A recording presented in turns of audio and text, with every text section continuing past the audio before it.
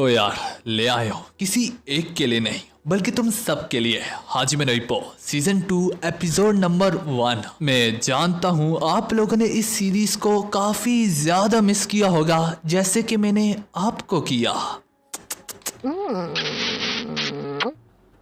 दोस्तों ये सीरीज आपके कहने पे एक्सप्लेन हो रही है, तो सारी सी बात है मुझे इस वीडियो पे ज्यादा से ज्यादा लाइक और कमेंट चाहिए ताकि अगली एपिसोड पॉसिबल हो पाए। और हाँ दोस्तों, अगर आप लोग हाजिमे नो इप्पो की घंटे की वीडियो चाहते हैं तो इसके लिए मेरा एक तीसरा चैनल भी है जिसका नाम है प्लेयर रैंक्स। तो बस आप लोगों ने करना ही है कि उस चैनल पे 1000 सब्सक्राइबर्स को कंप्लीट करना है और बदले में मैं आप लोगों के लिए 1 घंटे की हाजिमे नो इप्पो ले आऊंगा। और जैसे कि इसके नाम से ही मालूम पड़ता है ये गेमिंग चैनल है जिसमें हम पबजी, फ्री फायर और AAA जैसी गेम्स मतलब कि GTA 6 को भी स्ट्रीम करेंगे। तो इसके लिंक को मैं कमेंट में पिन कर दूंगा, आप लोग जाके उसे सब्सक्राइब कर सकते हैं। तो चलो यार शुरू करते हैं।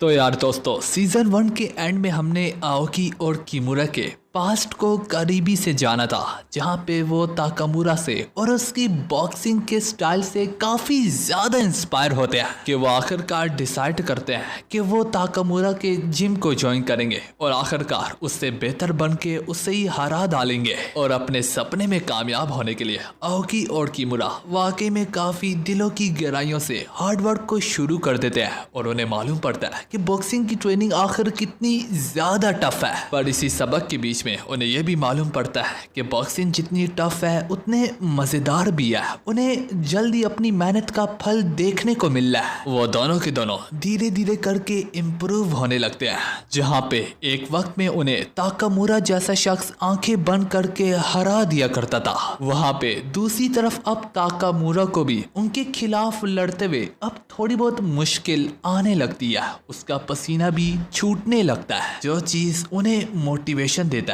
और खुशी देता है। इवन के एक वक्त ऐसा भी आता है कि वो बॉक्सिंग की दुनिया में प्रोफेशनल बन जाते हैं, जहाँ पे वो लोगों को पहले मारते थे तो लोग उनसे नफरत करते थे, मगर बॉक्सिंग के रिंग में वो थोड़ा सा अलग पाते हैं। वो नोटिस करते हैं कि वो लोगों को मार के जीत रहे हैं तो उल्टा लोग उन्हें पसंद कर रहे हैं, इज्जत दे रहे हैं और यहाँ तक पैसा भी मिल रहा है। तो दोस्तों यहाँ पे हमें बॉक्सिंग की खूबसूरती बताई जा रही है कि बॉक्सिंग में इतना दम है कि वो गलियों के कुत्तों को भी इज्जत बख्श देता है। ना कि सिर्फ इतना बल्कि यहाँ तक उन्हें इंसान में भी बदल देता है। हाजिमे नो इप्पो चाहे भले ही बॉक्सिंग के इर्द गिर्द रिवॉल्व करती है, लेकिन इसके साथ ही साथ वो हमें ये भी सिखाती है कि चाहे तुम्हारा जो भी गोल हो, अगर तुम उसके लिए सच्चे दिल से मेहनत करो, डेडिकेट रहो, तो तुम उसे अचीव कर सकते हो। ये एक बार नहीं बल्कि कई बार हमें इप्पो में देखने को मिला है। तो यार कहानी मुड़ के फेदरवेट के चैंपियन पे जाती है, जो कि कोई और नहीं बल्कि रॉकी द सैंडो होता है। इस दौरान रॉकी का ओपोनेंट कोई और नहीं बल्कि द स्पीड स्टार है। अगर आप लोगों को याद होगा इप्पो को इसके खिलाफ लड़ते हुए काफी ज्यादा मुश्किल आई थी, यहाँ तक तो इप्पो द स्पीड स्टार से बस हारते हारते में ही जीत गया था, क्योंकि मैं सीजन 1 में बता भी चुका हूँ the speed star one of the strongest boxer में से एक बॉक्सर है। लेकिन इस बार द स्पीड स्टार से एक गलती हो गई होती है। वो गलती काफ़ी ज़्यादा सिंपल होती है कि इसने द स्ट्रॉन्गेस्ट चैंपियन से मुकाबला ले लिया। इसकी स्पीड स्टार को काफी इसी बीच में ऑडियंस में चीफ कामुगावा और मैनेजर यागी भी मौजूद होते हैं, जो कि इस बैटल को देख के थर थर कांपने लगते हैं। उन्हें यकीन नहीं आ रहा था कि इप्पो को द स्पीड स्टार को हराने में कितनी ज्यादा मुश्किल आई थी, लेकिन रॉकी ने उसे सिर्फ पहले राउंड में ही हरा दिया। दोस्तों ना कि सिर्फ रॉकी ने उसे पहले राउंड में हरा दिया बल्कि सेंडो द रॉकी ने एक नया रिकॉर्ड भी बनाया होता है, जो कि 1 मिनट 7 सेकंड में अपोनेंट को नॉकडाउन करना। मतलब के फेदरवेट क्लास में आज तक कभी भी किसी ने भी इतनी स्पीड से किसी को नॉकडाउन नहीं किया जितना कि सेंडो ने किया। Indeed sando one of the strongest champion में से एक है। मैच के खत्म हो जाने के बाद चीफ कामुगावा और मैनेजर यागी जो घर को लौट के जाने ही लगते हैं, उन्हें इप्पो की फिक्र होने लगती है। वो लोग आपस में बातें करते हुए कहते हैं कि जल्द ही इप्पो का मुकाबला सेंडो द रॉकी से होगा।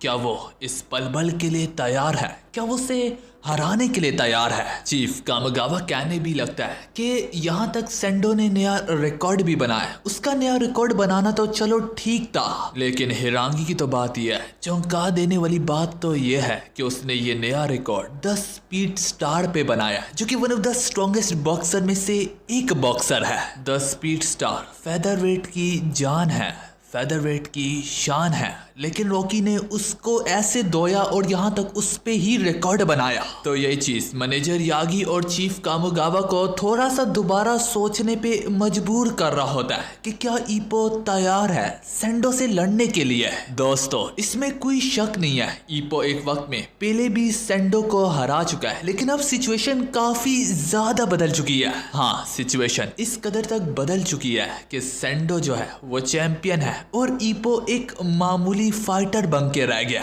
चीफ कामिगावा और मैनेजर यागी जाते जाते सेंडो को ही डिस्कस कर रहे होते हैं कि तभी उन्हें पीछे से सेंडो की आवाज सुनाई देती है, क्या मैं इस कदर फेमस हो चुका हूँ। वो लोग जैसे तैसे करके पीछे मुड़ते हैं, वो अपने पीछे ऑब्वियसली सेंडो को पाते हैं। सेंडो उन्हें कहता है, ऑब्वियसली जाहिर सी बात है, मैं स्पीड स्टार को ईपो की टाइमिंग से पहले हराना चाहता था, ये प्रूफ करने के लिए कि मैं ईपो से ज्यादा स्ट्रॉन्ग हूँ, लेकिन सिर्फ ये दिखाना काफी नहीं है कि मैं ईपो से स्ट्रॉन्ग हूँ। वो तो लड़ के ही हमें पता चलेगा कि कौन कितना ज्यादा पानी में है। और अगर आप लोग सोच रहे हैं कि मैंने इतनी शानदार पार्टिसिपेंट क्यों दिखाई, तो जाहिर सी बात है, मैंने रिंग में आपको देख लिया था और सोचा कि आपको ऐसा गिफ्ट दूं कि वो आप पूरी जिंदगी याद रखे।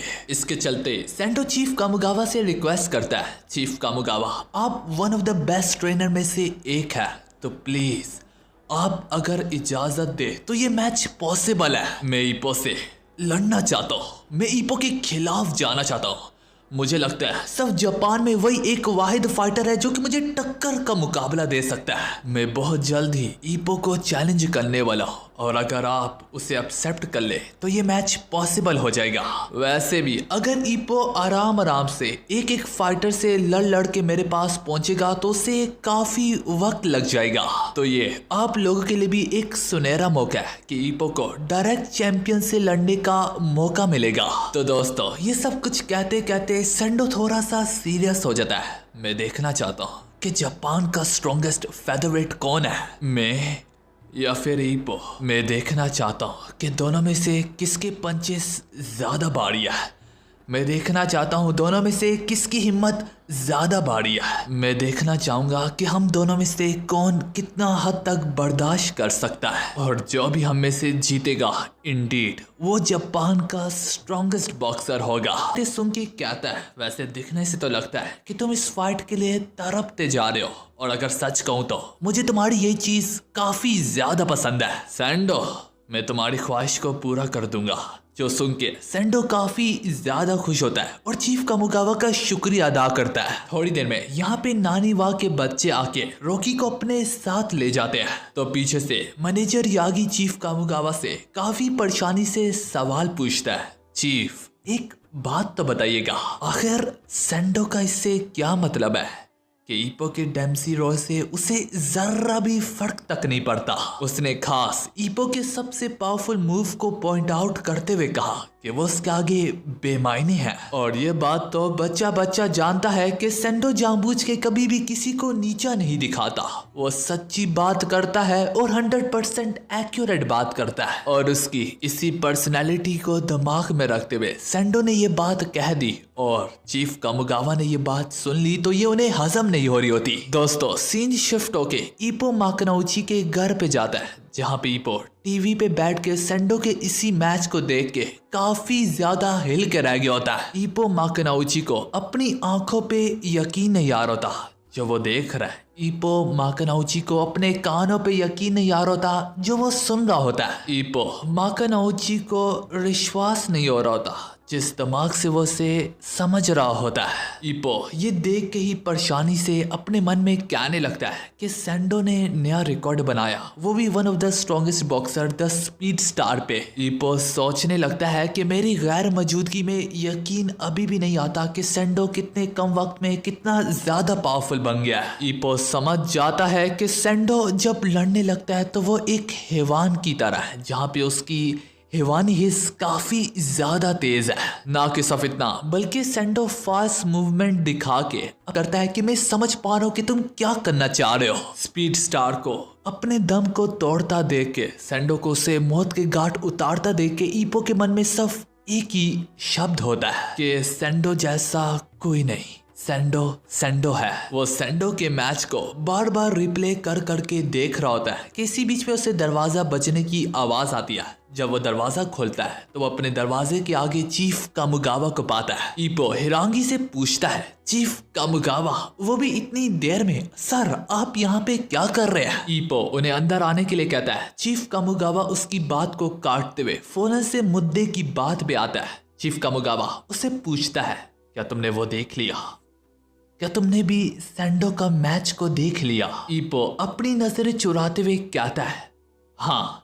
तो चीफ कामुगावा उसे पूछने लगता है, तो बताओ तुम इस बारे में क्या कहना चाहोगे? तो ईपो यहाँ पे काफी अच्छे वर्ड का चुनाव करता है कि मुझे हजम नहीं हो रहा। इसका ये मतलब है ईपो ना चाहते हुए भी चीफ कामुगावा को यही कहना चाह रहा है कि सेंडो इस वक्त मुझसे काफी ज्यादा आ गया है। चीफ ईपो को बताता है, क्या ईपो तुम्हें मालूम भी है कि आखिर सेंडो इतना ज्यादा पावरफुल क्यों बना? तो वो ईपो को बताता है, उसकी वजह तुम ही हो। जैसे कि अभी तुम हजम नहीं कर पा रहे, तो इसी तरह एक वक्त ऐसा भी था जहाँ पे सेंडो ये हजम नहीं कर पा रहा था कि तुमने उसे हरा दिया है। तो इसके लिए उसने दिन रात एक करके ट्रेनिंग शुरू कर दी और अपने गोल के लिए सबसे ज्यादा बढ़ चढ़ के मेहनत शुरू कर दी। उसने चाहे भले ही बेल्ट को पा लिया और एक बार अपने टाइटल को भी डिफेंड कर लिया, लेकिन अभी भी उसका पेट नहीं बढ़ा। तुम्हें मालूम है ईपो, वो सबसे बढ़ के तुम्हें हराना चाहता है, वो सबसे बढ़ के तुम्हें सरपास करना चाहता है। तो तुम इसका जवाब कैसे दोगे?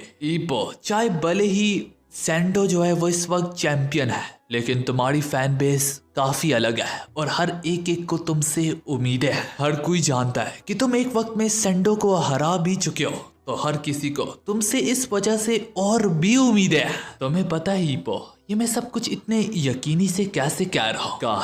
काश कि तुम वहां पे मौजूद होते जब मैंने उसकी आंखों में तुम्हारे खिलाफ वो लड़ने की इच्छा देखी थी। वो अपने जुनून और जज्बे से उबर रहा था।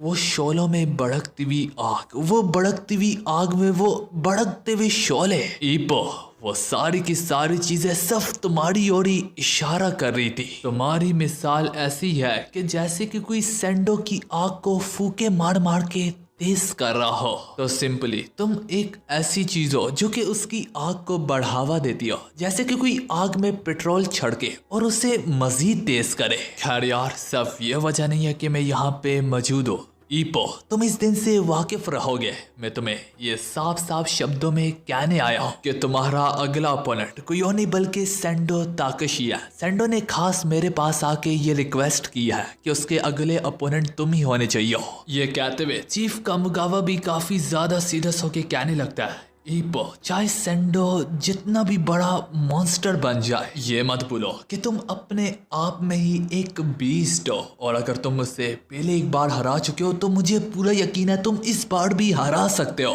ईपो आज के दम से और आज के रोज से हम तुम्हारी इतनी टफ ट्रेनिंग शुरू करेंगे और तुम्हें इस कदर महान बनाएंगे जितना कि कभी सेंडो ने अपने ख्वाबों में भी नहीं सोचा होगा। तो मत बोलो, तुम्हारा नाम है ईपो माकनाउची और तुम आज तक हर एक को हराते हुए आए हो। तुम जाने जाते हो और माने जाते हो अपने काबिलियत के दम से। ईपो हमारा एक ही मिशन है कि तुमने हर हालत में उस बेल्ट को पाना होगा और खुद को चैंपियन बनाना होगा। ये मौका है मौकों के बीच में सुनहरा। सो जाओ, कल जल्दी उठना है। ये कहते हुए चीफ कामुगावा जूजू जैसे तैसे करके जा नहीं लगता है, तो ईपो भी पीछे से उसे बताता है कि मैं उस बेल्ट को पाना चाहता हूँ, और आखिर क्यों ना पाना चाहूँ।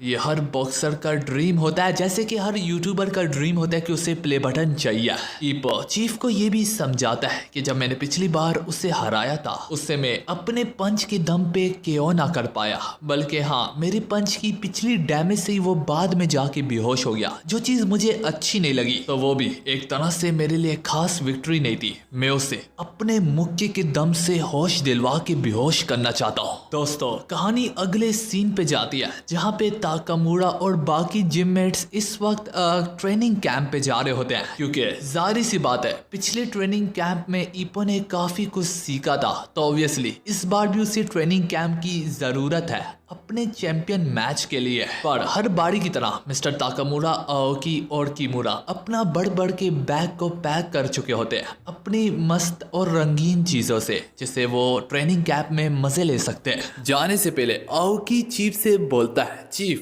आप फिक्र मत करना, हम जी जान लगा के ट्रेनिंग करेंगे। पर चीफ इनकार करते हुए कहने लगता है, बेहुदा और गुनाहगार पापियों कहीं के, तुम लोगों को क्या लगता है कि मुझे नहीं पता?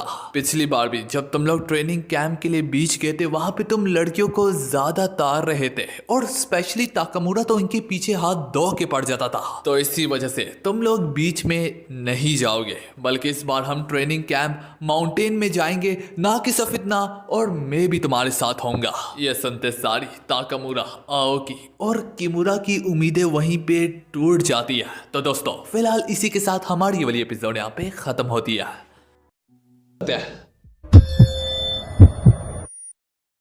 ना दोस्तों हमारी अपने स्टूडेंट्स को पहाड़ी इलाके में ट्रेनिंग कैंप के लिए ले जा रहा होता है। अब चीफ कामुगावा ने इस इलाके को इसलिए चुना होता है, एक तो ये बॉक्सर की ट्रेनिंग के लिए काफी अच्छी जगह है, दूसरी वजह यह है कि वहाँ पे चीफ कामुगावा का एक बहुत पुराना दोस्त भी रहता है। अब ये लोग जैसे जैसे एक पहाड़ी इलाके से गुजर रहे होते हैं उसमें बढ़ चढ़ के साइन लगाए होते हैं कि प्लीज आगे मत जाइएगा, यहाँ पे जंगली बालुओं और बियर्स का खतरा है। ये देख के ईपो को फिक्र होने लगती है कि कहीं हम पे कोई जंगली बियर ही ना टूटा है। तो ताकामुरा कहता है, मेरे होते हुए तुम्हें क्या ही टेंशन है, अगर बियर मेरे रास्ते में आएगा तो कसम से मैं उससे ही पटक डालूंगा।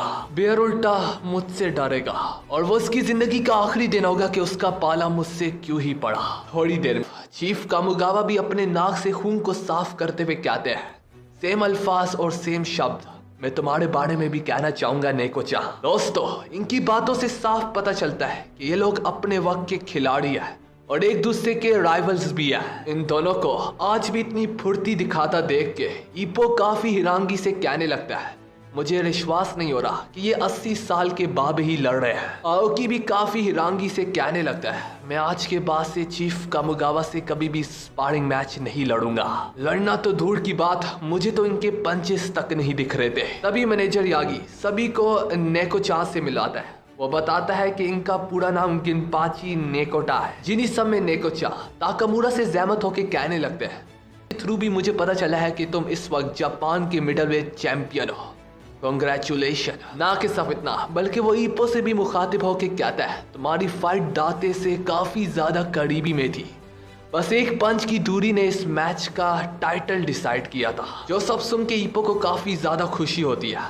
वो कहता है, इट्स एन ऑनर सर कि आप चीफ कामुगावा के राइवल होते थे और आप मेरे बारे में भी जानते हैं। तो इन्हीं सब में आओकी और किमुरा भी अपनी अपनी उम्मीदें लगा बैठते हैं कि जरूर अगर वो ईपो को जानता है तो वो हमें भी जानता होगा। लेकिन वो नेको कहने लगता है, ये दोनों सिर पेरे और डड्डू के मुंह वाला कौन है, कभी देखा नहीं इन दोनों को। थोड़ी देर में ईपो और उसके के सारे दोस्त अपने ट्रेनिंग रेजिमेंट्स को शुरू कर डालते हैं। थोड़ी देर में ये लोग अपने रोड वर्क के लिए निकलने लगते हैं, जहाँ पे चीफ कामुगावा शिनोदो को लड़कों की जिम्मेदारी देता है कि इनका ख्याल रखना और इनको वापस लाना और इनको रास्ता दिखाना तुम्हारे जिम्मे है। जाने से पहले नेकोचा उन्हें वार्न करता है कि ख्याल रखना, आसपास काफी ज्यादा जंगली बेयर है ना। एक वजह यह भी है कि चीफ कामुगावा ने इस जगह को चुना है क्योंकि यहाँ पे रोड वर्क काफी ज्यादा इसके बावजूद भी वो ताकामुरा के पंचेस की पावर को महसूस कर पाता है। तो इसी बात पर नेको कहता भी है, काफी वक्त हो चुका है कि मैं तुम जैसे पावरफुल बॉक्सर से नहीं मिला जिसके पंचेस में इस कदर दम हो। तो ताकामुरा उसे बताता है, ये तो कुछ भी नहीं है ओल्ड मैन, मैं तुम्हारी खातिर ही अपने पंचेस में कम दम लगा रहा था ताकि कहीं तुम जख्मी ही ना हो जाओ। मेरे एक सिंगल पंच में ही इतनी बड़ी ताकत छुपी पड़ी है कि मैं किसी भी ह्यूमन बॉडी के ऑर्गन्स को डैमेज कर सकता हूँ। तो दोस्तों दूसरी तरफ हम शिनोदो सान और ईपो की टीम को देखते हैं, क्योंकि वो वापस लौटते हुए काफी ज्यादा थके होते हैं। इन्होंने काफी चढ़ाइयाँ चल रही होती है और उतरते वक्त ऑब्वियसली इनकी टांगों ने जवाब दे दिया होता है। चढ़ाई उतरते वक्त ईपो नोटिस करता है उसे सेंडो ने उसकी औकात याद दिलवा दी और अब बहुत जल्दी ईपो का भी मुकाबला सेंडो से होने को जा रहा है और अगर ईपो जीत गया तो वो जापान का फेदरवेट चैंपियन बन जाएगा। लेकिन मसला तो यह है सेंडो कोई इजी अपोनेंट नहीं है। ईपो ने उसे अपनी आंखों कानों से देखा और सुना भी। सेंडो पहले से कई गुना ज्यादा पावरफुल बन चुका है। जब लास्ट टाइम ईपो ने सेंडो को हराया था ईपो को टेंशन होने लगती है, क्या मेरा डेम्सी रोल इतना काबिल है कि वो सेंडो को पटक डाले? क्या मेरे पंचेस में इतना दम है कि मैं सेंडो जैसे पे बाड़ी पड़ पाऊं? एक वक्त में ईपो के मन में काफी तरह तरह के सवालात जाग रहे होते हैं जो कि उसकी पूरी की पूरी नींद को उड़ा चुके होते हैं। चीफ कामुगावा ईपो को इस रात के अंधेरे में उठा हुआ पाता है। वो पूछता भी है, ईपो इतनी रात में तुम क्यों जागे हुए हो? पर उसके चेहरे पे परेशानी को देख के चीफ कामुगावा गेस करते हुए कहने लगता है, मुझे लगता है कि तुम्हें इसकी फिक्र खाई जा रही है कि क्या तुम्हारा डेम्सी रोल सेंडो को हराने के काबिल भी है या फिर नहीं। क्यों मैंने ठीक कहा ना ईपो? जो सुन के ईपो अपनी नजरें झुका देता है। चीफ कामुगावा ईपो को बताता है, इसमें कोई शक नहीं है, तुम्हारा डेम्सी रोल इंतहाई पावरफुल मूव है, लेकिन हाँ वो उनके आगे ही अच्छा काम करता है जो पीछे हट रहे हो। फर्क तो यहाँ पे पड़ता है, जैसे जैसे तुम डेम्सी रोल में जाने लगते हो तुम्हें थोड़ा सा वक्त लगता है और ऐसे में अगर कोई तुम्हारी तरफ बढ़े तो थोड़ा सा मुश्किल हो सकता है। तो जहां तक सेंडो की बात है, सेंडो तो पीछे हटने वालों में से बिल्कुल नहीं है। चीफ ईपो को पहले ही बता देता है, तुम्हारे डेम्सी रोल में जाने से पहले ही सेंडो तुम पे आ टूटेगा। तो आगे से ईपो माकनाउची काफी परेशानी से अपना सवाल उठाता है, तो मुझे क्या करना चाहिए चीफ? मैं कुछ तो कर सकता हूँगा। तो चीफ चिल्लाते हुए कहता है, ईपो ये कोई मामूली टेक्निक नहीं है, ये एक आर्ट है और इस आर्ट को परफॉर्म करना आर्टिस्ट पे डिपेंड करता है। जब जैक डेम्सी ने इस टेक्निक को बनाया था तो उसे डेम्सी रोल का नाम दिया। वो सबसे पहले अपने अपोनेंट पे भारी पड़ता है और उससे पीछे धकेलता है। जब उसे एक अच्छा मौका मिलता है वो फौरन से अपने डेम्सी रोल का सहारा लेता था अपने अपोनेंट को पीछे धकेलने के लिए। तुम्हें परफेक्ट टेक्निक और तुम्हारे पंच में इतना दम होना चाहिए। ये बात भी मत भूलो, बॉक्सिंग मैच में हर चीज़ की एक बारी और एक मौका और एक टाइमिंग होती है जो कि हर किसी को कहीं ना कहीं पे ज़रूर मिलती है। तुम्हें बस उसका ही तलाश करना होगा और अगर तुम्हें नहीं मिलती तो तुम्हें बनाना होगा। डेम्सी रोल की शुरुआत तो तभी हो जाती है जब तुम अपने अपोनेंट को पीछे धकेलना शुरू करते हो। सर से लेके पैर तक टेक्निक का कॉम्बो और फिर डेम्सी रोल का इस्तेमाल, ये है परफेक्शन डेम्सी रोल की। तो इन सब का मतलब ये है कि चीफ कामुगावा कह रहा है ईपो से कि तुम्हें एक पैटर्न ढूंढना होगा, एक ऐसा पैटर्न जो कि डेम्सी रोल को स्टार्ट दे पाए ना। ऑब्वियसली इसके लिए तुम्हारी सब चीज़ों का स्ट्रॉन्ग और फाइनेस्ट होना पड़ेगा, इसलिए तुम इस ट्रेनिंग कैंप में आए हो। यहाँ पे तुम सीखोगे अपनी बॉडी को कैसे मजबूत बनाते हैं और हैवी पंचेस खाने के बावजूद भी कैसे मैदान में कदम जमाई रखते हैं और उल्टा अपने अपोनेंट को पीछे धकेलना। मेरा मानना है अगर ये चीजें तुम यहाँ पे अचीव कर लो ईपो, तुम सेंडो को भी पीछे धकेल पाओगे जो कि एक डेम्सी रोल को स्टार्ट देगा और ऑब्वियसली फिर तुम उसे फिनिश कर पाओगे। ईपो तुम्हें क्या लगता है कि मैं इस माउंटेन एरिया में तुम्हें हाइकिंग के लिए लाया हूं? तो तुम गलत हो, हम यहाँ पे अचीव करने आए हैं। जो देख के ईपो समझ जाता है, जो सुन के ईपो समझ जाता है कि उससे अपनी बॉडी को स्ट्रांग बनाना है और इसके लिए उसे कड़ी मेहनत करनी पड़ेगी। तो ईपो को सेंडो के खिलाफ सिर्फ टेक्निक का सहारा नहीं लेना, उसे पीछे धकेलने के लिए ईपो को पावर की भी जरूरत है और यहाँ पे वो ट्रेनिंग कैंप में इसे अचीव करेगा। और जाहिर सी बात है सेंडो जैसे को पीछे धकेलने के लिए ईपो को उससे ज्यादा पावरफुल पंचेस को थोपना होगा और उससे ज्यादा तेजी से पंचेस को फेंकना होगा। सुबह का सूरज निकलते ही ये सारे के सारे लड़के अपने रोड वर्क को हिट करते हैं, जहाँ पे इनके साथ इस बार ताकामुरा भी होता है। मगर ताकामुरा इन पे गुस्सा हो जाता है कि गलों में जो तुम लोगों ने बेल लटकाई हुई है इसे मैं डिस्टर्ब हो रहा हूँ। तो वो ये लोग बताते हैं कि ये हमें नेको चाने दिया है, उसने कहा है कि ये बेल की आवाज बियर को दूर रखता है। ताकामुरा उन्हें हल्के में लेते हुए कहता है, तुम लोग बहुत ज्यादा बुज़दिल हो, तुम लोगों को मेरे साथ चलने का हक भी नहीं हासिल। ये कहते हुए ताकामुरा स्पीड मार के आगे निकल जाता है। उतने में पीछे से कोई तेज से चीज आके और खुद अकेले यहाँ पे भाग के आ जाते हैं। वो आते हैं चीफ कामुगावा को बताने कि ईपो पे बियर ने अटैक कर दिया और मांगते कि ईपो का ध्यान तो हमारे जहन से ही निकल गया और शायद से अब तक तो बेयर ने ईपो को निगल भी लिया हो। जो सुनते सारी चीफ कामुगावा के पसीने छूटने लगते हैं, क्योंकि अगर एक बार भी तुम बेयर के जबड़ों में फंस जाओ तो जिंदा लौट के आना लगभग इम्पॉसिबल है। अब तो बस वो लोग सोचने लगते हैं कि हमें ईपो के कफन दफन का इंतजाम करना पड़ेगा। नेको-चान अपनी शॉटगन रिलोड करते हुए कहता है, तुमने आखिरी नए ट्रेनिंग रेजिमेंट्स देता हूँ। ईपो को यहाँ पे एक एक्स दी जाती है, उससे कहा जाता है सारे के सारे पैरों को उखाड़ो और ये तुम्हारी शोल्डर्स और हाथ और ग्रिप की ट्रेनिंग के लिए में स्क्वाड्स लगाने की जिम्मेदारी दी जाती है। अब जिम्मेदारी मेरा मतलब ट्रेनिंग दी जाती है। दोस्तों, आर्म स्क्वाड्स लगाने से कई गुना ज्यादा मुश्किल है पानी में स्क्वाड्स लगाना। शायद से पहले एक दो स्क्वाड लगाने के बाद आप सोचो कि नहीं यार, पानी में स्क्वाड लगाना ज्यादा इजी है, मगर अगर आपको मेरी बात पे यकीन नहीं है तो एक बार असल में जरूर पानी में 100 स्क्वाट्स को पूरा करना। पानी में स्क्वाट लगाने से आपकी फीट, आपकी लेग्स और आपकी बैक मसल स्ट्रॉन्ग होती है। ऑब्वियसली बॉक्सिंग में वेट शिफ्टिंग के दौरान यही मसल्स काम आती है। दोस्तों, हाजिमे नो ईप्पो में हमें बढ़ बढ़ के बॉक्सिंग का नॉलेज दिया जा रहा है कि कैसे आप एक्सट्रीम में अपनी बॉडी को बॉक्सिंग के लिए रेडी कर सकते हैं। तो अगर आप एक फाइटर है या फिर बॉक्सर है, मैं आपको रेकमेंड करूंगा, अब तक ईप्पो में जितनी भी ट्रेनिंग्स के रेजिमेंट्स हमें दिखाए गए हैं वो काफ़ी ज़्यादा यूजफुल है बॉक्सिंग की दुनिया में। ना कि सिर्फ इतना, बल्कि अंडर वाटर स्क्वाट्स आपके बैलेंस को भी मेंटेन करने में आपकी ही मदद करता है। शुक्रिया कहने की कोई बात नहीं, मैं काफ़ी डिटेल्स में ये एक्सरसाइज बताता रहता। इसके बाद नेको उन्हें कहता है कि तुम लोग स्क्वाट्स अभी भी आधे आधे कर रहे हो, तुम लोगों को डीप अंडर वाटर तक जाके उठना होगा अगर तुम लोग यागी को अपने पीठ पीछे उठा के अपना रोड वर्क पे ध्यान दे रहा होता है। जिस सब के बाद जब ईप्पो वुड्स को चॉप कर रहा होता है तो ईप्पो से ठीक तरीके से हो रहा नहीं होता। तो यही बुड्ढा नेको उसे कहता है कि सबसे पहले तुम्हें अपनी लोअर बॉडी को स्टेबल रखना होगा और फिर ग्रेविटी का ही इस्तेमाल करके जितना दम है लगाओ। ये कहते हुए वो काफी खूबसूरती से उस लकड़ी को 2 हिस्सों में बांट देता है। याची उसे अपनी मसल्स दिखाते हुए कहता है कि कैसे सिर्फ लकड़ी काटने से उसने ऐसी बैक मसल और शोल्डर मसल गेन किया है। नाउ ईप्पो ने ये जगह जगह पे सुना होता है कि अगर तुम एक डिसेंट पंच को थ्रो करना चाहते हो तो इसके लिए तुम्हारी बैक मसल का होना काफी ज्यादा जरूरी है।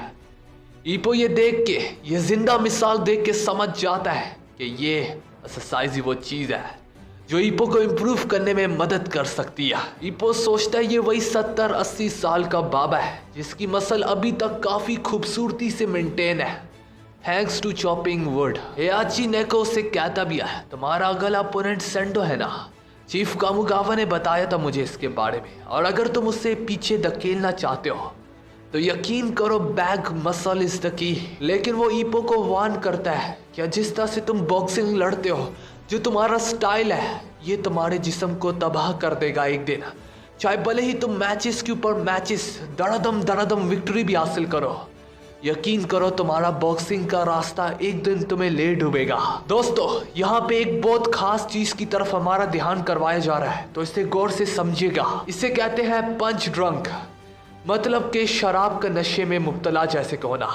पंच खाने के बावजूद भी एक बार मैच खत्म हो जाए उसका असर आपकी बॉडी पे रहता है। और अगर इसका मैं रियल लाइफ में कोई मिसाल दूं तो वो मोहम्मद अली है। उसकी बॉडी बॉक्सिंग लड़ने की वजह से इतनी ज्यादा डैमेज हो गई थी कि वो ठीक तरीके से बातें भी नहीं कर पाता था। तो चलो यार, कहानी की तरफ ध्यान देते हैं। इसी तरह नेको ईप्पो को बताता है कि एक बॉक्सर होता था जो सिर्फ आगे बढ़ता था और पीछे हटने का नाम ही नहीं लेता था। वो महान था महान होने के भी नाते, वो कमाल का था कमाल होने के भी नाते, और उसे बॉक्सिंग की रिंग में चाहे जितनी बार भी पटका, उसे बार बार नॉकडाउन किया, वो फिर भी अपने पैरों पे आ खड़ा होता था। लेकिन ऐसा करने से उसे बहुत बड़ी कीमत चुकानी पड़ी। उसका करियर बहुत ज्यादा छोटा पड़ गया और ब्रेन डैमेज की वजह से ही उसे रिटायरमेंट लेनी पड़ी ना। दोस्तों, नागी ने ये जो बात कर ली और ईप्पो ने सुन ली और मैंने एक्सप्लेन भी कर दी। इस बात को याद रखना, ये सीजन 3 में बहुत बार काम आने वाली है जब हमें नेको और चीफ कामुगावा का पास्ट दिखाया जाएगा।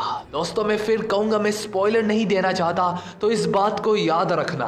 नेको उस फाइटर के बारे में दोबारा से बोलता है। उस बेचारे फाइटर को 5 साल लग गए वापस नॉर्मल होने में। नेको उससे ये भी बताता है, अगर मैं तुम्हें साफ साफ समझाऊं तो वो अभी भी पूरे तरीके से रिकवर नहीं हुआ। ये कहते हुए नेको-चा अपना हाथ ईपो को दिखाता है और वो अभी भी कांप रहा होता है। तो दोस्तों इन बातों से हमें ये पता चलता है नेको जिस फाइटर की बात कर रहा है वो उसका अपना आप है। नेको यहाँ पे ईपो को अपनी मिसाल दे रहा है कि वो मैं ही हूँ जिसको ब्रेन डैमेज हुई थी। ना दोस्तों अब तो आप लोगों को समझ में आ ही गई होगी मैं ये क्यों बार बार कह रहा हूँ कि इसे याद रखना। सीजन 3 में हमें जब इनका पास्ट दिखाया जाएगा तो ये बात काफी ज्यादा काम आने वाली है। ईपो बात तो समझ जाता है लेकिन ईपो के पास कोई और रास्ता भी नहीं है। ईपो से कहता है कि मुझे सैंडो को फेस करना ही पड़ेगा और ठीक इसी तरह करना पड़ेगा। ईपो काफी ज्यादा जुनून और जज्बे से उभरने लगता है। वो कहता है कि एटलीस्ट मुझे सैंडो से ऐसे ही लड़ना है चाहे इसके लिए मुझे अपने करियर से क्यों ना हाथ धोना पड़े। ये सुन के नेको कहता है कि तुम बिल्कुल मेरी तरह और चीफ कामुगावा की तरह ही अपनी जवानी में ही पागल हो। इससे अब मैं समझदारी समझू या बेवकूफ़ी चाहे जो भी, तुम चीफ कामुगावा के ही स्टूडेंट हो। ये बात तुमने कह के साबित कर दी। अगर तुम अपने लिए ये चुनते हो देन सो बी इट। मगर ईपो माकनाउची तो मेरी एक बात जरूर याद रखना, सामने से एक दूसरे के बूथों पे मुक्के मारने के अलावा भी और रास्ते भी होते हैं सामने से मुकाबला करने के। भूसा मारने के अलावा भी भूसा मारने का दूसरा तरीका भी होता है। इस बात को याद रखना, सैंडो के खिलाफ लड़ते हुए में तुम्हारी शायद मदद हो जाए, शायद तुम्हारे पंचेस की स्पीड बढ़ जाए। ईपो ये सुन के कहने लगता है क्या आपका मतलब मेरे पंचेस का ज्यादा हो जाना, क्या ये पॉसिबल भी है? तो पीछे से चीफ कामुगावा यहाँ पे आके कहता है कि जिस ट्रिक की वो बात कर रहा है इसने कसम से मुझे काफी मुश्किल वक्त दिया था। वो बताता है कि जब नेको मेरे खिलाफ लड़ता था तो इसी ट्रिक का आजमाता था और मैं हमेशा इससे रस्सियों में धकेला जाता था। तो नेको उसे बोलता है मेरी अभी भी बूढ़ियों हड्डियों में इतनी जान तो है कि मैं इस टेक्निक को अभी भी तुम्हारे खिलाफ आजमा सकता हूँ। तो चीफ कामुगावा कहता है ऐसा करो ईपो, सभी को यहीं पे बुला लो।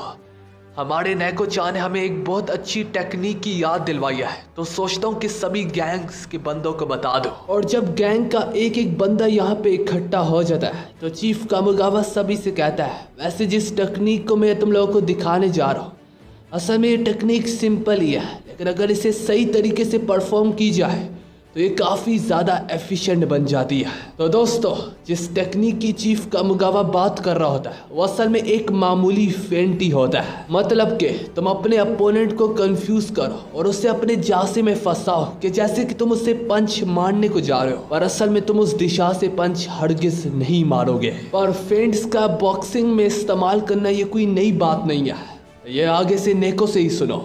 नेको इस बारे में कहता है फेंट तो हर कोई इस्तेमाल करता है, लेकिन जो सबसे इफेक्टिव फेंट है वो हर कोई नहीं जानता। इफेक्टिव का शब्द सुन के ही ताकामुरा सबसे पहले समझ जाता है, क्योंकि ऑब्वियसली बॉक्सिंग की दुनिया में अगर कोई यहाँ पे सबसे ज्यादा जीनियस है वो कोई और नहीं बल्कि ताकामुरा खुद है। लेकिन जो बाकी लोग नहीं समझे उनके लिए चीफ कामुगावा आसान शब्द इस्तेमाल करते हुए कहता है इसका सही इफेक्टिव वे किलर इंटेंट होता है। मतलब कि तुम्हारे जिस्म का एक एक जर्रा तुम्हारे अपोनेंट को इस कदर कंफ्यूज कर दे कि तुम वाकई में हर हालत में इसी दिशा से पंच मारोगे। अब दोस्तों ये किलर इंटेंट का दूसरा शब्द किलर इंस्टिंक्ट भी हो सकता है। किलर इंस्टिंक्ट जानवरों में काफी ज्यादा आम होती है। तुम्हारा गुस्सा और तुम्हारी सेंसेस ही दुश्मन को ये सोचने पे मजबूर कर देती है कि हाँ तुम इस समय में हमला करने वाले हो ना। दोस्तों कभी कभार इंसान भी इसे असल में भी महसूस कर पाता है, जैसे कि तुम किसी दुश्मन को देखते ही और वो समझ जाते हो कि ये बंदा मुझसे बहुत ज़्यादा स्ट्रांग है। या फिर तुम कभी कभार अपने दुश्मन के सामने खड़े होते हो, तुम उससे घूरने लगते हो, तुम्हारा दुश्मन भी समझ जाता है कि ये मुझे घूर रहा है और ज़रूर मेरे बारे में ही सोच रहा है। तो कुछ इसी तरह किलर इंस्टिंक्ट भी होती है कि तुम अपने अपोनेंट और अपने दुश्मन को इस कदर कंफ्यूज कर दो कि हाँ तुम अब इस समय से इस जगह से वार करोगे, पर असल में तुम ऐसा सब अपने दुश्मन को कंफ्यूज करने के लिए करोगे।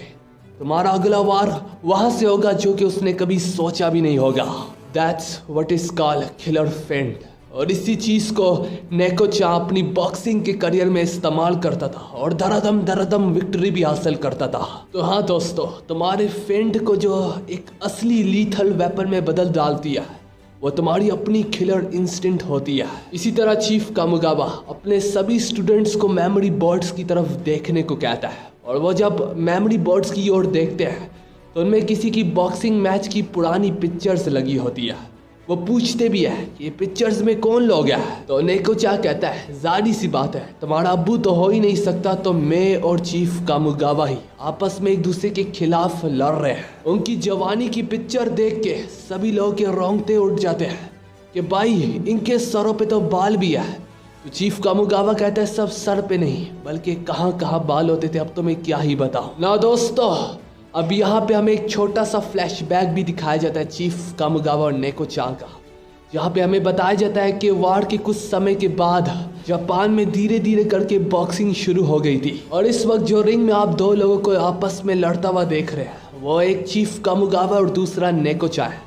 ऑब्वियसली इनकी पहली लड़ाई नहीं होती, इन्होंने पहले भी काफी ज्यादा मैचेस आपस में लड़े होते हैं, जहाँ पे जैसे तैसे करके मैच खत्म होने को जा रहा होता है। हम देख पाते हैं चीफ कामुगावा एक खतरनाक किस्म का काउंटर पंच मार के नेको-चान को पीछे रस्सियों में धकेलते हैं, और जब वो रस्सियों में समा जाते हैं हमारे चीफ कामुगावा उन पे तरह तरह के पंचेस की बारिश कर डालते हैं। दिखने से तो लग रहा था कि सर्टेनली इस मैच का विनर कोई और नहीं बल्कि हमारे चीफ कामुगावा ही है, पर तभी इसी समय में एक खतरनाक किस्म का फेंट का सहारा लेते हैं हमारे नेको-चान। उस फेंट को देख के ही चीफ कामुगावा की फट जाती है। उसने आज तक कभी जिंदगी में ऐसा फेंट नहीं देखा होता, बल्कि चीफ कामुगावा को तो लगा था कि जैसे कि पंच सीधा उसके मुंह पे पड़ भी चुका है, और यही चीज नेको-चान को मदद करती है रस्सियों के पीछे से निकल के आगे आने में। नेको-चान यहाँ पे टूट पड़ते हमारे चीफ कामुगावा पे, और इसी तरह चीफ कामुगावा अपने करियर की पहली हार को गले लगाते हैं। दोस्तों इसी तरह कहानी प्रेजेंट में आती है, ना फिक्र मत करें, इनके पास्ट को हम काफी डिटेल से जानेंगे सीजन 3 में, अभी सही समय नहीं आया। इसी तरह चीफ कामुगावा अपने उसी मैच का जिक्र करते हुए कहते हैं अपनी करियर की पहली हार को गले लगाने के बाद ही मुझे तब इसके बाद से एहसास हुआ कि असली वेपन तो एक फेंट ही होता है। अगर तुम उसमें किलर इंस्टिंक्ट शामिल कर लो तो वह लीथल वेपन में बदल जाती है, और उसका इतना असर होता है वो इस कदर तुम्हारे अपोनेंट को बुखला सकता है कि उससे जैसे कि असली पंच से भी ज़्यादा खतरनाक पंच पड़ा हो। और जब तुम इसका ही इस्तेमाल करके उस पर बाड़ी पड़ने लगोगे तो ऊपर से वो पैनिक करने लगता है। आओकी और किमुरा उनकी स्टोरी सुन के दिल से रिस्पेक्ट करने लगते हैं कि वाह हमें तो फख्र है कि हम किसके स्टूडेंट रह चुके हैं, लेकिन इन भोंसड़ी वालों को अभी तो देखो, इनके सर पे एक बाल भी नहीं बचा, सिवाय दूसरे को छोड़ के उसके सर पे 4-5 बाल खड़े हुए हैं। नेको-चान काफी फख्र और खुशी से कहता है इसी फेंट की बदौलत ही मैं चीफ कामुगावा से 3 बार जीत चुका हूँ और 2 बार हार चुका हूँ। पर यह सुन के चीफ कामुगावा अपना 1.5 किलो का हाथ उसके मुंह पे मारते हुए कहता है कि अपने आप को 30 मार खान मत समझ, बस मैंने तेरी थोड़ी सी ही तारीफ की है, तू पता नहीं क्या समझने लगा। चीफ कामुगावा आगे कहता है जहाँ तक मुझे याद है 3 मैचेस तो मैं जीता था और 2 सिर्फ तुम जीते थे मेरे खिलाफ।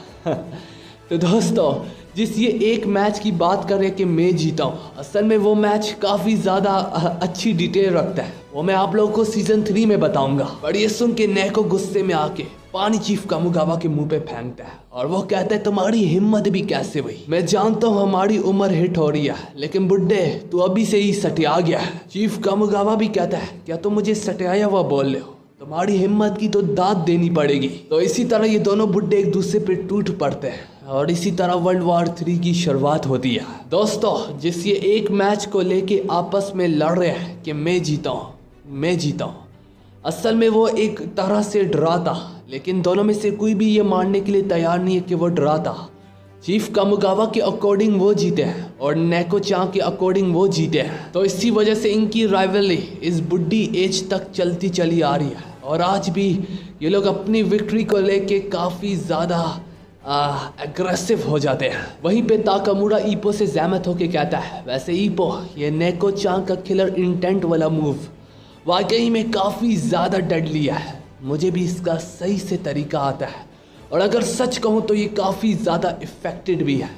वो ईपो से भी कहता है कि तुम्हें भी इस पंच को जरूर सीखना चाहिए, क्या पता सेंडो के खिलाफ तुम्हारे काम आ सके। तो ईपो आगे से कहता है मैं इसे समझ तो गया हूँ, लेकिन मुझे अपने जिस्म से किलर इंस्टिंक्ट्स को बाहर निकालना नहीं आती, मुझे ठीक तरीके से इस पंच को थ्रो करना नहीं आता। तो ताकामुरा कहता है लगता है मुझे तुम्हें डेमो देना ही पड़ेगा ईपो माकनाउची। दूसरे सीन में हम सभी लोगों को बाहर खुली फिजा में देखते हैं, जहाँ पे ताकामुरा कहता है ईपो रिलैक्स, मैं तुम्हें सही में पंच नहीं मारूंगा, लेकिन हाँ मेरी इस कदर किलर इंस्टिंक्ट होगी कि शायद से तुम्हें लगे मेरा पंच तुम्हें पड़ चुका है। ईपो जैसे ही रिंग में कदम रखता है तो नेको चाप पीछे से घंटी बजा देता है, मतलब कि इनकी मैच की शुरुआत हो चुकी है। ईपो यहाँ पे जैसे तैसे द ग्रेट ताकामुरा के खिलाफ जाने ही लगता है। ईपो ने यहाँ पे बस अपना बेलनी स्टैंड ही लिया होता है कि अभी से ईपो ताकामुरा की किलर इंस्टिंक्ट को महसूस भी करने लगता है। ईपो थोड़ा बहुत डरने लगता है कि शायद से किसी भी दिशा से अब पंच आता ही होगा, और इसी वजह से अब वो ताकामुरा के पास जाने से भी हिचकिचा रहा होता है। ताकामुरा उससे कहता भी है ईपो अगर तुम मेरे करीब नहीं आओगे तो मैं तुम्हें दिखा भी नहीं पाऊंगा। ईपो को ना अपनी तरफ आता देख के ताकामुरा यहाँ पे पहला कदम लेता है और अपने फर्स्ट पंच को थ्रो करता है, जो कि ईपो बड़ी मुश्किलों से नीचे होकर डॉज कर लेता है। इसके तुरंत बाद ताकामुरा अपने सेकंड पंच को भी थ्रो करता है, जो कि ईपो बस लगते लगते बचता है। आओकी और किमुरा को भी फिक्र होने लगती है कि ताकामुरा ने तो कहा था वो ईपो को नहीं मारेगा, उसके पंचेस की स्पीड तो देखो, उसकी पंचेस की पावर तो देखो, उसकी पंचेस की स्पिन तो देखो। आओकी अगर तुम कहो तो मैं एम्बुलेंस को अभी से ही बुला लेता हूँ। ईपो पीछे हटते हटते ताकामुरा को एक और पंच को भी डॉज करता है, जो कि बस ईपो की काफी करीबी से गुजर के हुआ होता है। ईपो कहता भी है कि अगर एक पंच भी मुझे लग गया डायरेक्ट हिट, कसम से मैं दोबारा उठ नहीं पाऊंगा। ऑब्वियसली मेरे सामने द ग्रेट ताकामुरा खड़ा हुआ है, जिसका एक पंच में इतनी ताकत है कि अगर वो डायरेक्टली मुंह पे लगे तो किसी का भी जबड़ा टूट जाए और ब्रेन डैमेज तो पक्का हो जाए। ईपो सोचने लगता है सेंडो से लड़ना तो दूर की बात, अगर जिस तरीके से ताकामुरा अपने पंच स्पिन और स्विंग कर रहा है, मेरा काम तो सेंडो से लड़ने से पहले ही यहीं पे तमाम हो जाएगा। ईपो को पीछे हटता देख के ताकामुरा तेजी से आगे आता है और अपने नेक्स्ट पंच को ईपो के मुंह पे मारने की कोशिश करता है। ईपो उसे अपने दूसरे हाथ से ब्लॉक तो कर लेता है, लेकिन इसके चलते ही ताकामुरा उसी सेकंड में अपने एक और पंच को भी थ्रो करता है। ईपो ये तो समझ जाता है इसके पंच का कोई रिदम नहीं दिख रहा मुझे, लेफ्ट राइट रैंडम पंचेस है ये। तो अब ईपो उसके अगले हमले को गैस करने की कोशिश करने लगता है कि इसका अगला हमला अब कौन सी दिशा से आने वाला है। वो ये सोच रही होता है कि वो नोटिस करता कि ताकामुरा अपनी बैक पोजीशन ले चुका है। वो सोचता है क्या ये अपर कट होने को जा रहा है। ईपो अपने ब्लॉक करने के लिए रेडी हो जाता है। वो इस दौरान ताकामुरा को काफी ज्यादा सीरियस पाता है, तो ईपो यहाँ पे फौरन से ब्लॉक करने के लिए तैयार हो जाता है। पर तभी इसी एन मौके में ताकामुरा अपने वेट को शिफ्ट करता है और अपने नॉर्मल जैब में शिफ्ट हो जाता है, जो कि वो भी बस ईपो के बालों को टच होते होते गुजरता है। ईपो फौरन से 2-4 कदम पीछे हटाता है। ईपो अब पहले से ज्यादा कंफ्यूज और पैनिक करने लगता है। ईपो अपने मन में सोचता है मैंने तो सोचा था वह अपर कट था, लेकिन जिस खूबसूरती से ताकामुरा ने बीच में अपने वेट को शिफ्ट कर लिया और उसे स्ट्रेट पंच में बदल डाला। पर ना कि सिर्फ इतना, बल्कि अब यहाँ पे ताकामुरा अपने लेफ्ट पंच का सहारा लेता है। ईपो उसे जैसे तैसे ब्लॉक करने के लिए तैयार होता है कि उतने में ही वो एक खतरनाक किस्म का ताकामुरा के पंच को अपने पेट में पाता है। Now this is what's called a फेंट, अ डेडली फेंट, अ किलर इंस्टेंट फेंट। तब और तभी ही फेंट की गेम शुरू हो चुकी थी, जब ईपो कंफ्यूज होके सोचने लगा था कि अब उसका अगला हमला क्या होगा। तो ये कहना गलत नहीं होगा, fate is an art to confuse your opponent. अपने आप को दुश्मन पे बाड़ी पड़ने का एहसास दिलवाना दुश्मन को, कि उससे तुम यकीन दिलवाओ कि तुम हर जगह मौजूद हो। तुम्हारा वार हर जगह से आ सकता है और किसी भी समय में आ सकता है, जिस वजह से ये होगा कि तुम्हारे अपोनेंट की मूवमेंट कम हो जाएगी, रिस्ट्रिक्टेड हो जाएगी, और वो ये सोचने पे ज़्यादा ध्यान देगा कि तुम्हारा अगला मूव क्या होगा और कहाँ से होगा। और जब वो अपने एक्शन का पाबंद हो जाएगा तो तुम गलत जगह से मूव करोगे। वो सोचेगा यही तुम्हारा वार है, लेकिन नहीं, वो तुम्हारा असली वार होगा ही नहीं, वो सिर्फ तुम्हारा दिखावा होगा। ये कहानी यहाँ पे भी आके ख़त्म नहीं होती। अब ताकामुरा एक बार नहीं बल्कि कहीं कहीं बार फेंट का सहारा लेने लगता है। ईपो को तो अब समझ में ही नहीं आ रही होती कि अब क्या चल रहा है, कहाँ से उसका वार आ रहा है और कौन सा वार असली है, किसको ब्लॉक भी करूं और किसको इग्नोर करूं। और बस इसी कंफ्यूजन में ईपो पीछे हटता रहता कि वो खुद को रस्सियों में पाता। ताकामुरा तेजी से साइड से आगे बढ़ता है उसके काम को तमाम करने के लिए। ईपो के पास कुछ और चारा नहीं होता बल्कि फुल टर्टल डिफेंस में जाने के अलावा। मगर Takamura call it a day करता है और यहीं पे इस मैच को एंड करता है। मैच के खत्म हो जाने के बाद ईपो सुकून की और चैन की सांस लेता है। ईपो अब बढ़ बढ़ के सांस लेते हुए सोचता है ये फेंट की आर्ट को मुझे मास्टर करना ही पड़ेगा। ये काफ़ी कंफ्यूजन के साथ ही साथ काफ़ी ज़्यादा खूबसूरत भी है। मुझे तो ये भी याद नहीं कि कौन सा पंच मुझे लगा ताकामुरा का और कौन सा नहीं लगा। ताकामुरा ईपो से कहता है फेंट के दो बहुत बड़े एडवांटेजेस हैं। एक तो पहला एडवांटेज ये है कि तुम्हारे अपोनेंट को चाहे भले ही वो तुम्हारा फेंट वाला पंच तो नहीं लगा होता, लेकिन तुम्हारे अपोनेंट को लगता है कि जैसे कि वो सीधा पंच उसके मुंह पे लग चुका है। और दूसरा, जब बंदा पैनिक करने लगता है तो वो इधर उधर दौड़ना शुरू कर देता है। तो मैं प्रीटी मच गैस करना इजी होता है कि अब वो कहाँ पे भाग के जाएगा, तो उससे पिन डाउन करके उसके काम को वहीं पे तमाम कर सकते हो। तो इसी बात को आगे से चीफ कामुगावा कंटिन्यू करते हुए कहता है तुमने एकदम ठीक कहा Takamura.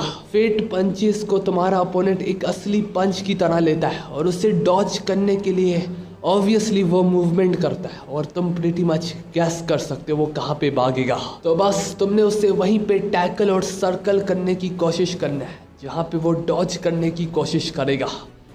It's pretty simple but at the same time very difficult, मगर एक प्रॉपर ट्रेनिंग से तुम इसे अचीव कर सकते हो। ईपो यहाँ पे अभी भी इसी टेक्निक को लेके सोच रही होता है कि इसी में आओकी अपने ग्लव्स पहन के रिंग में एंटर करता है। वो ईपो से कहता है ईपो मुझे तुम्हारा तो नहीं पता, लेकिन पीछे हटो, मुझे इसके बारे में थ्योरी पता चल गई है। अब मैं ताकामुरा की खिलाफ वर्जी करूंगा। ये कहते हुए वो अब ताकामुरा के राइट जाने लगता है अपना स्टैंस और अपना पैटर्न को मेंटेन रखते हुए, और अचानक से वो गायब हो जाता है जो देख के सभी वहीं पे चौंक जाते हैं। पर तभी हम देखते हैं ये साला आओकी एक फ्रॉग बन के नीचे बैठा होता है और कहता है मैं इसे नाम दूंगा फ्रॉग पंच। इसका बेहुदा पंच देख के ताकामुरा से लात मार के पीछे फेंकता है। लेकिन हाँ दोस्तों, एक सेकंड के लिए किसी ने एक्सपेक्ट नहीं किया था कि आओकी इस कदर नीचे जाने वाला है, और उसकी डाइव भी परफेक्ट वक्त पे थी। बस उसने आगे एक कदम लेके पंच नहीं थ्रो किया। चीफ कामुगावा कहता है आओकी ने जो हमें दिखाया वो काफ़ी बेकार था क्योंकि उसमें किलर इंटेंट और किलर इंस्टिंक्ट नहीं थी। चीफ कामुगावा ये भी बताता है, लेकिन हाँ, किलर इंस्टिंक्ट को अपने जिस्म से एकदम से बाहर निकालना अपनी मर्जी से ये काफ़ी ज़्यादा मुश्किल है और ये एक रात में मास्टर भी नहीं होता। इसके लिए अच्छी खासी ट्रेनिंग रिक्वायर्ड है। नेको चाबी कहता है किलर इंस्टिंक्ट के लिए तुम्हें अपनी जानवरों की तरह अपनी सारी की सारी सेंसेस को शार्प करना होगा। और हाँ, इसमें तुम्हारी आंखें भी बहुत बड़ा रोल प्ले करती है कि तुम अपने दुश्मन को किस तरह से घूरते हो अपनी कातिलाना निगाहों से। दोस्तों, अगर तुम लोगों को याद हो किलर इंस्टिंक्ट हमें बाकी हानमा में सबसे अच्छी दिखाई गई है।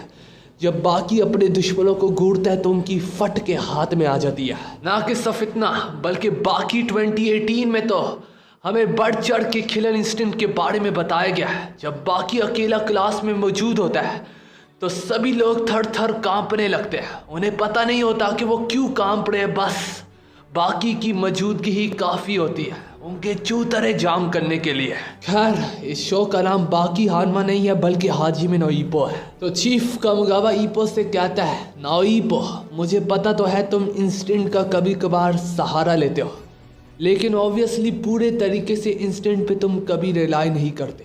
तुम इस किस्म के फाइटर हो ही नहीं। तुम इस टाइप के फाइटर हो जो ज़्यादातर अपने पंचेस के दम पे लोगों को पीछे धकेलते हैं। नाउ यही तुम्हारा स्टाइल है और यही तुम्हारी खासियत है और यही तुम्हें ईपो माकनाउची बनाती है और यही तुम्हें एक दिन जापान तो क्या वर्ल्ड टाइटल तक ले जाएगी। तो अब बात करते हैं किलर इंस्टिंक्ट के बारे में।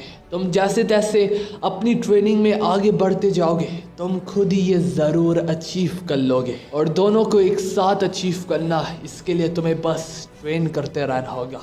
ट्रेनिंग और बस ट्रेनिंग ही। हार्डवर्क तुम्हारी बॉडी को ट्रेन करेगा, स्मार्ट वर्क तुम्हारा फेंट खिलाएगा। इसी तरह पूरा दिन रफ ट्रेनिंग करने के बाद ये लोग जाके एक साथ नहाने लगते हैं। ऑब्वियसली ये लोग गे नहीं है, ये जापानीज पीपल एक साथ बात कर लेते हैं। कितनी बार मैं एनिमे में पहले ही बता चुका हूँ। और ये लोग बात कर रहे होते हैं अपने चीफ कामुगावा के बारे में। इस एज में भी ये काफ़ी ज़्यादा जुनून और जज्बा और हिम्मत रखते हैं। तो मैनेजर यागी भी इसी बात से सहमत होकर कहता है ये तो बस इनकी किस्मत खराब थी कि जापान में उस समय में वार चल रही थी, वरना मुझे पूरा यकीन है कि चीफ कामुगावा और नागी ज़रूर वर्ल्ड टाइटल के लिए जाते हैं। तो मिस्टर शिनोदा भी यहाँ पे बताते हैं कि चीफ कामुगावा इसलिए अभी भी इतनी हिम्मत रखते हैं क्योंकि वो ओल्ड टाइमर बॉक्सर है। उस समय में बॉक्सर दिन में 4-4, 5-5 मैचेस भी लड़ा करते थे। अब जाके ईपो और बाकी लोग भी समझ जाते हैं। तो अच्छा ये वजह है कि चीफ कामुगावा इतने ज़्यादा स्ट्रिक्ट होते हैं हमारे साथ कि ऑब्वियसली उन्होंने भी ऐसा ही सख्त वक्त काटा है और इसी ने उन्हें मजबूत भी बनाया है। उधर ही हम बाहर खुले में नेको और चीफ कामुगावा को देखते हैं। नेको कहता भी है कि इन लड़कों को यूं ट्रेनिंग करता देख के मुझे अपनी जवानी याद आ गई। चीफ कामुगावा भी कहता है कि हाँ मेरे भी अभी जज्बात यही है इस वक्त। दोस्तों मैं पहले ही बता दूं, जब मैं इनका पास्ट एक्सप्लेन करूंगा आप लोग शायद से इनकी बॉक्सिंग पैटर्न और उनकी ट्रेनिंग देख के तंग रह जाए। ये लोग ईपो और ताकामुरा से कई गुना ज़्यादा सख्त ट्रेनिंग करते थे और इवन के वार के समय में भी इनके हौसले पुस्त नहीं हुए। और जब ये लोग एक दूसरे को देख के बातें कर रही होते हैं तो चीफ कामुगावा भी कहता है कि मुझे उस मैच के बारे में अच्छे से याद है। वो मैच ड्रॉ नहीं हुआ था बल्कि मैं जीता था, और अगर तुम्हें ऐसा नहीं लड़ता, मेरा मतलब नहीं लगता, तो हम इसे आज और अभी के अभी डिसाइड कर लेते हैं। नेको कहता है मुझे भी यही लगता है, हमें डिसाइड कर लेना चाहिए क्योंकि मेरे मुताबिक उस मैच का विनर मैं था। और बस हम दोनों के चेहरे पे एक अजीब और क्रीपी सी मुस्कुराहट को देख पाते हैं। यानी हम दूसरी तरफ देखते हैं ताकामुरा ईपो वगैरह नहा के बाहर आते हैं। वो लोग देखने लगते हैं चीफ कामुगावा और नेको कहाँ पे गए। ताकामुरा जोरदार बेल बजाता है कि आप लोग कहाँ पे हो, सामने आओ।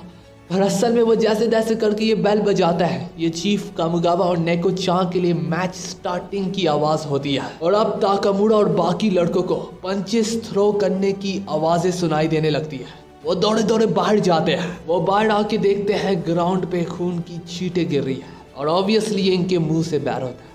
दोनों के दोनों ने एक दूसरे के मुंह में अपने अपने भूसे थोपे होते हैं और अब दोनों एक एक पंच खा के वहीं पे ढेर हो जाते हैं। और आज एक बार फिर से जब सारे लोग ऊंचे खराटे मार के सो रहे होते हैं, हम रात के अंधेरे में ईपो को जागा हुआ पाते हैं।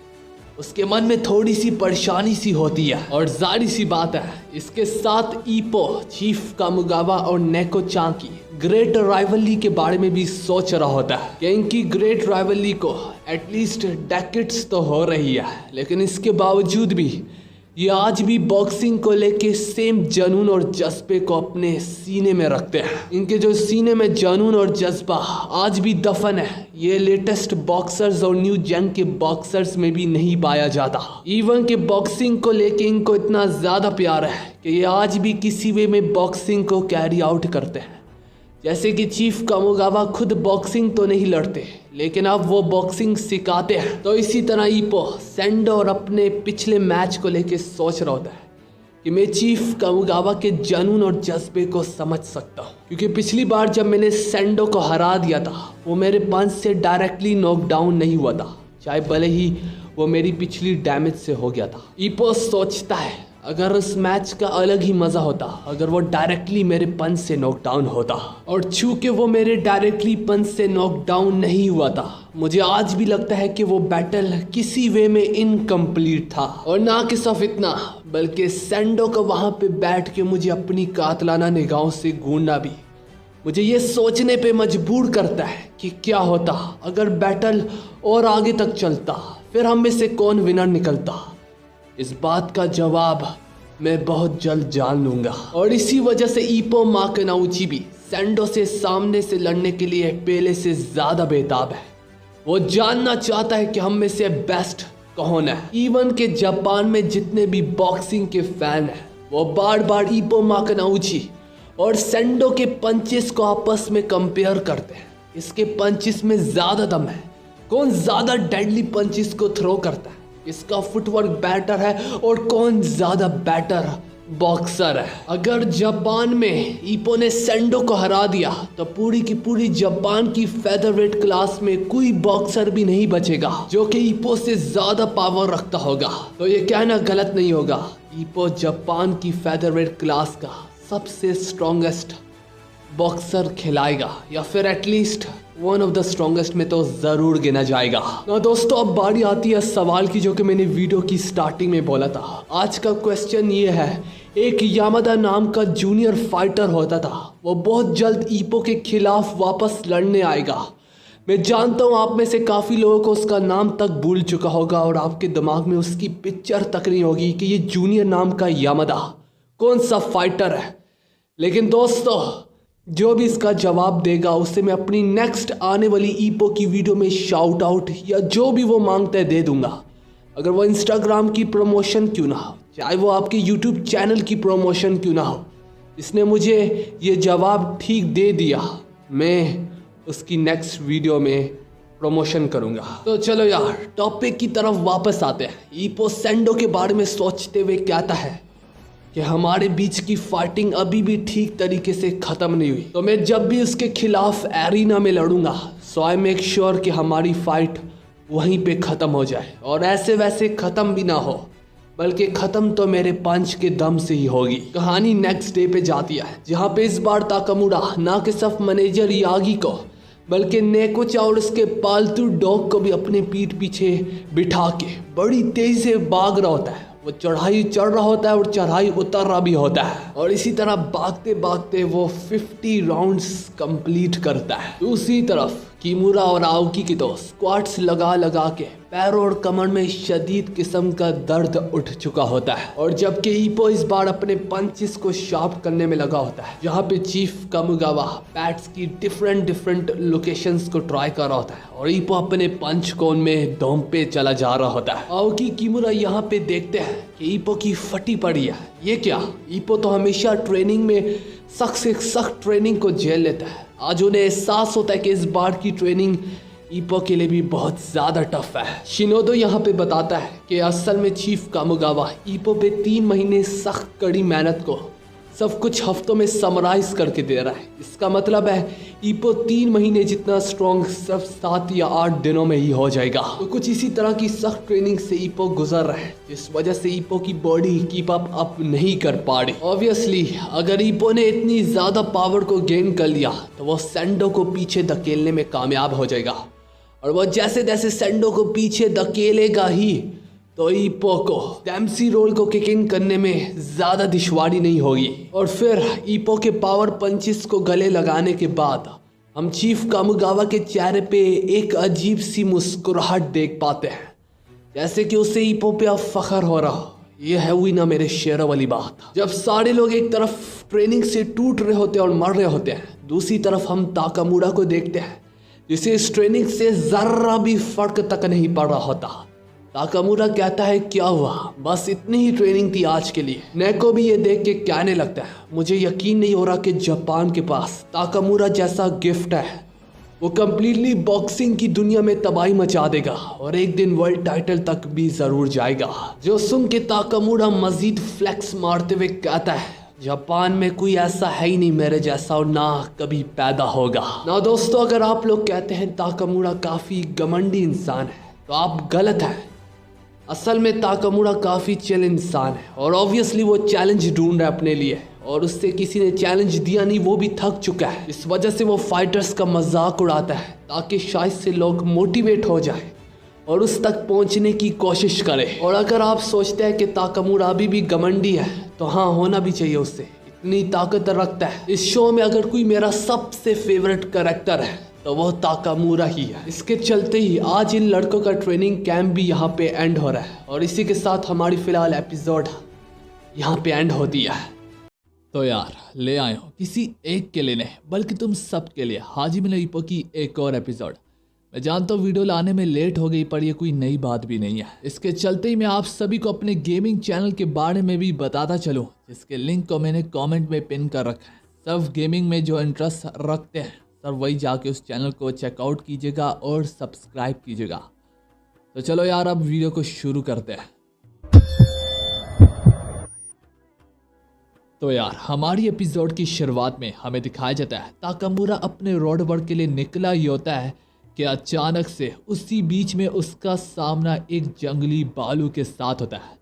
इस वक्त ताकामुरा के साथ हाची डॉग भी होता है। अपने सामने जंगली भालू को देख के यहाँ तक ताकामुरा को भी टेंशन होने लगती है, क्योंकि आज तक उसने कभी भी भालू से नहीं लड़ा था और ना ही उसे ट्रेनिंग दी होती है कि अगर तुम्हारे सामने भालू आ जाए तो तुमने कैसे रिएक्ट करना है। उसे फिक्र होती है हाची डॉग की भी कि उसे भी बचाना होगा। ताकामुरा इस भालू के चेहरे को ही देख के समझ जाता है कि मैं इससे पीछा नहीं छुड़ा सकता, ये मेरा शिकार करने के लिए मेरे पीछे जहन्नम तक आएगा, तो इससे मुझे यहीं पे लिपटना पड़ेगा और बहुत जल्दी लिपटना होगा। दोस्तों ताकामुरा यहाँ पे जैसे तैसे करके अपना फाइटिंग स्टैंस लेता ही है कि उसके पैरों तले जमीन खिसक जाती है, स्पेशली उस बालू का कद देख के।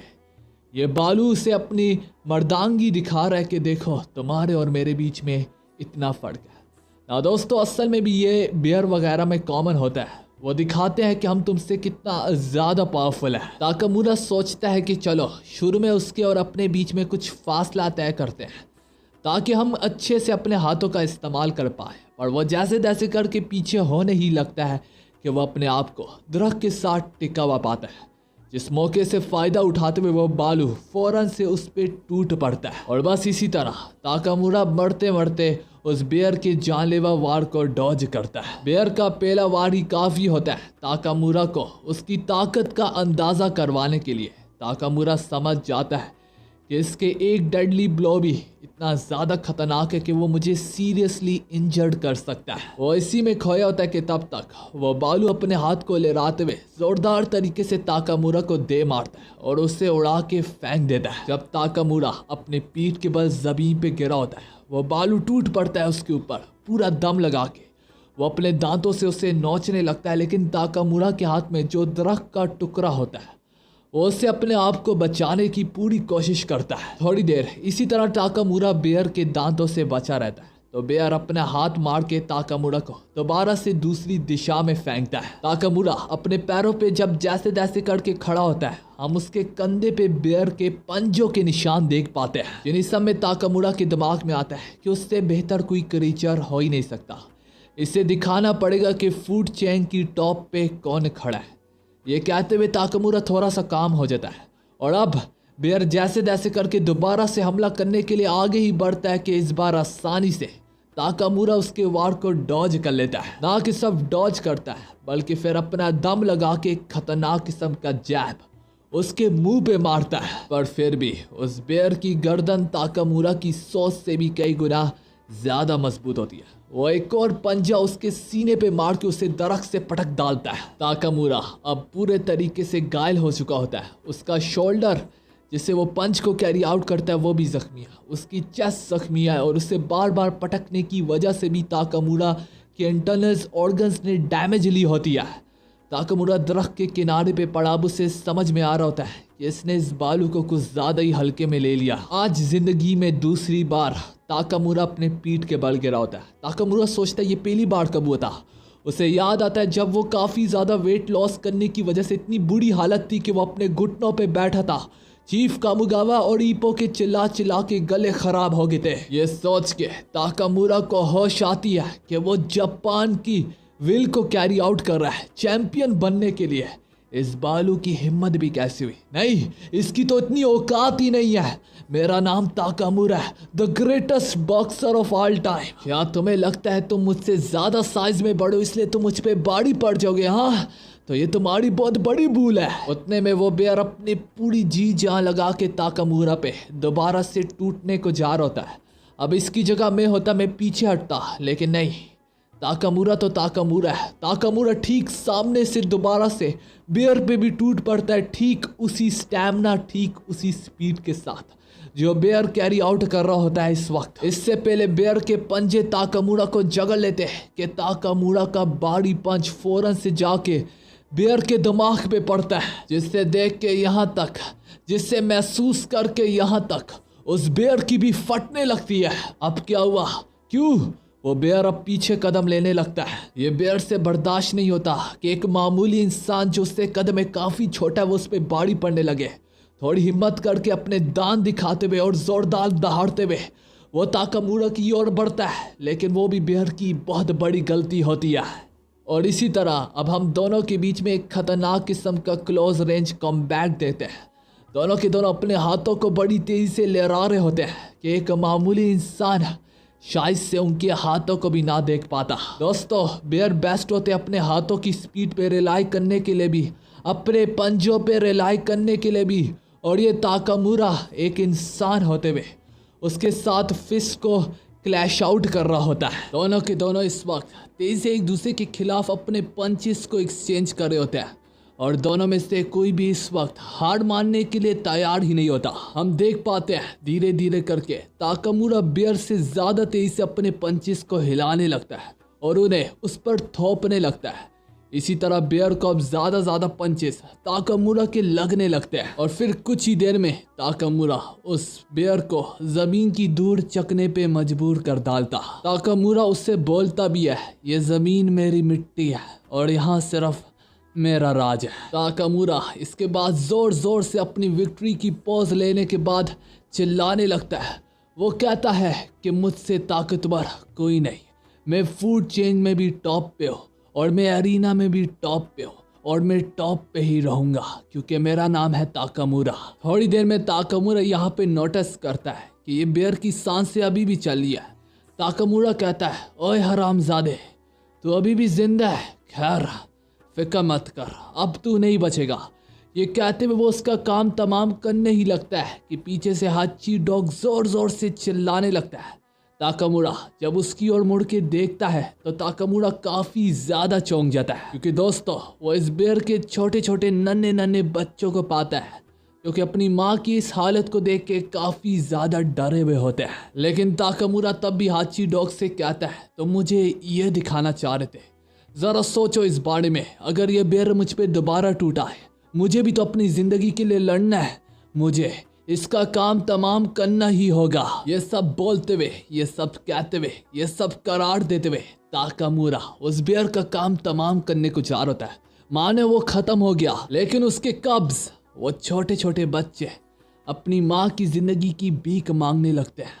वो उसे जैसे कि कह रहे हो, प्लीज उसे जाने दो, वो हमारी माँ है, उसके बिना हम नहीं जी पाएंगे, हमें कौन खिलाएगा, हमें कौन शिकार करके देगा। और चाहे भले ही ताकामुरा जैसे भी पत्थर दिल का क्यों ना हो, इंसानियत उसमें भी कहीं ना कहीं पे बसती है।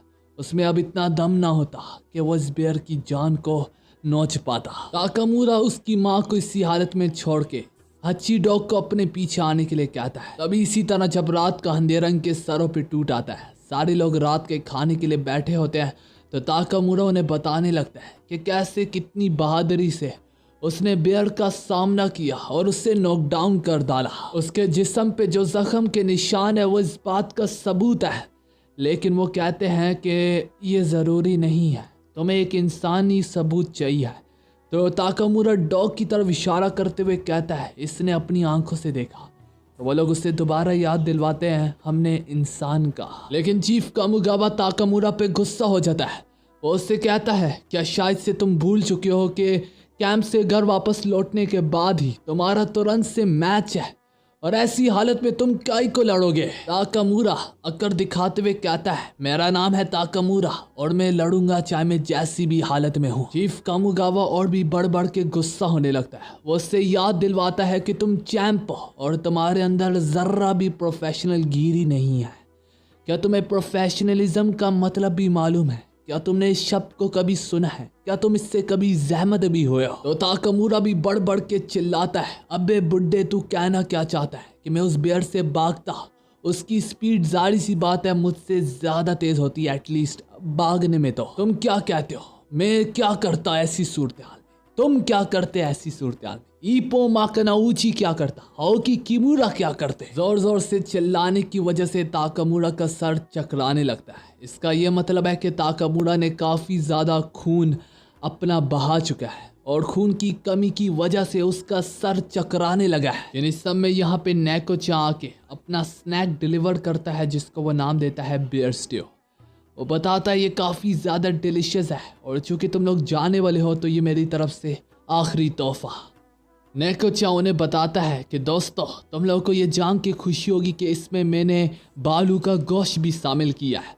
ये सुन के वो लोग हैरानगी से पूछते हैं तुमने बालू का शिकार किया? तो नेको-चान रिप्लाई में कहता है कि तुम लोग शायद से ये सुन के हैरान हो जाओ, मुझे ऑलरेडी एक बालू जख्मी हालत में मिला तो मैंने गोली चलाई और वो मारा गया, एक शॉट से शिकार। ये बस ताकामुरा के सुनने की ही देर होती है। वो उसके गिरबान को पकड़ के कहता है टफर कहीं के, मैंने उस बालू की जान बख्श दी थी क्योंकि उसके 2 छोटे छोटे कब्ज थे। नेको काफ़ी परेशानी से कहता है मैंने ये सब कुछ तुम्हारे लिए किया क्योंकि अगले दिन तुमने मुझे कहा था कि तुम बियर का गोश्त खाना चाहते हो। ये सब सुन के ताकामुरा को अपने ऊपर अफसोस होने लगता है, उसे घिन आने लगती है, लेकिन खाना एकदम टेस्टी होता है। तो दोस्तों इसी बहते हुए आंसू के साथ ताकामुरा उसके गोश्त को एंजॉय करता है। तो दोस्तों अगले दिन इनका ट्रेनिंग कैंप खत्म होता है और ये सारे के सारे लोग वापस जिम लौट के जाने लगते हैं। और जब ये थोड़ी देर में जिम वापस पहुंच जाते हैं तो चीफ कामुगावा सबको अपने अपने घरों में लौट के आराम करने के लिए कहता है। इससे पहले कि अचानक से वो लोग अपने दरवाजे में एक अनजान कोच को पाते हैं। दोस्तों ये जो व्यक्ति हमारे सामने खड़ा हुआ है ये शिन निहो जिम का कोच है और इस वक्त ये अपने साथ एक फाइटर को भी लाया होता है। इस फाइटर का नाम शिगेता होता है जो कि इप्पो माकानाउची से पहले सैंडो का अपोनेंट है। इसके चेहरे को देख के इप्पो पहचान लेता है। यहाँ पे इसका कोच रिक्वेस्ट करता है कि मैं चाहूँगा कि ये इप्पो से एक स्पारिंग मैच लड़े सैंडो से लड़ने से पहले, इससे इसके कॉन्फिडेंस को बूस्ट मिलेगा। वैसे तो चीफ कामुगावा इप्पो को आराम के लिए भेज रहा था, लेकिन खैर वो इप्पो को परमिशन देता है कि वो इसके खिलाफ स्पारिंग मैच लड़े, जहाँ पे जैसे जैसे करके मैच की शुरुआत ही होती है वो इप्पो माकानाउची पे लगातार बारी पड़ता जा रहा होता है। इप्पो सोचता है कि मैं लगातार इसके नॉर्मल जैब से क्यों हिट होता चला जा रहा हूँ। इप्पो कभी मैच के और रिंग के एक कोने से निकल के दूसरे कोने में जाता तो कभी उस कोने से इस कोने में फुदकता, लेकिन काम न बन पाता। इप्पो सोचता है आखिर ऐसा क्यों, क्या मैं थका हुआ, क्या मैं रिदम में नहीं जा पा रहा, आखिर चल क्या रहा है। जो देख के आओकी और किमुरा भी कहते हैं अबे ये क्या, इप्पो ने तो अभी तक एक पंच भी थ्रो नहीं किया, थ्रो करना तो दूर की बात वो ठीक से अपनी रिदम में भी नहीं जा पा रहा। क्या इप्पो की तबीयत खराब है, क्या इप्पो माउंटेन की ट्रेनिंग से क्या इस कदर थक चुका है। मगर दोस्तों अगर सारे के सारे फाइटर्स में से कोई नोटिस भी करता तो वो सबसे पहले ताकामुरा ही होता। ताकामुरा बताता है कि असल में शिगेता साउथपाल बॉक्सर है, मतलब के जिसकी लेफ्ट साइड बॉडी की आगे होती है और राइट साइड बॉडी की पीछे होती है। इप्पो चूंकि खुद राइट साइड वाला है और इसने आज तक सब राइट साइड वाले से ही लड़ा है, इप्पो का 0 एक्सपीरियंस है कि वो कैसे लेफ्ट साइड वालों को हैंडल करेगा। पर असल में ये इप्पो माकानाउची की ही गलती है। ये क्या बहाना है कि उसका कोई एक्सपीरियंस नहीं है, वो एक बॉक्सर है, वो एक फाइटर है, तो उसे हर सिचुएशन के लिए तैयार रहना चाहिए था। ताकामुरा कहता है देखो तो सही कैसे पिट रहा है इप्पो माकानाउची। असल में ये इप्पो की ही कमजोरी है, एज अ बॉक्सर उसे तैयार रहना चाहिए। ये क्या बहाना है कि उसका अपोनेंट वो वाला स्टाइल इस्तेमाल कर रहा था या फिर उसका लेफ्ट हैंड आगे की तरफ था। किमुरा ताकामुरा से जहमत होके कहता है कि अगर तुम्हें पता है कि इन जैसे फाइटर्स से कैसे डील करते हैं तो बकना शुरू करो, इप्पो माकानाउची को गाइड करो उसके कोच बन के। इप्पो माकानाउची से लोगों की काफी सारी उम्मीद है। ये काफी अजीब सा रूमर होगा कि अगर इप्पो यहाँ पे हार गया, चाहे भले ही ये कोई प्रैक्टिस मैच क्यों ना हो। तो ताकामुरा एक लंबी सी मुस्कुराहट के साथ कहता है अबे मैंने खुद भी कभी साउथपा के खिलाफ नहीं लड़ा, क्या कह सकता हूँ, लेकिन हाँ अगर मैं इप्पो की जगह होता तो मैं हरा भी चुका होता। हम बस सिंपल। तो आओकी उन दोनों के सामने फ्लेक्स मारते हुए कहता है तुम दोनों अभी बच्चे हो, असल में मैं साउथपा फाइटर के खिलाफ पहले भी लड़ चुका हूँ, तो मुझे पता है वो लड़ाई में क्या क्या इस्तेमाल करते हैं। जो खुशी से ताकामुरा कहता है ठीक है फिर इप्पो को गाइड करो। तो आओकी कहता है दरअसल में 30 सेकंड में ही हार गया था, तो मुझे ज़्यादा याद नहीं है। तो दोस्तों इसी तरह 3 मिनट गुजर जाते हैं जहाँ पे इप्पो सिर्फ और सिर्फ शिगेता से लगातार पिटता हुआ चला जा रहा होता है। इसी तरह बेल बजती है और यहाँ पे स्पारिंग मैच एंड हो जाता है। मैच खत्म हो जाने के बाद शायद से सेगेटा का कॉन्फिडेंस तो नहीं मुझे पता, लेकिन हाँ ईपो का कॉन्फिडेंस ज़रूर लो हो चुका होता है। मगर सेगेटा शायद से ईपो के लिए दिल का काफ़ी अच्छा होता है।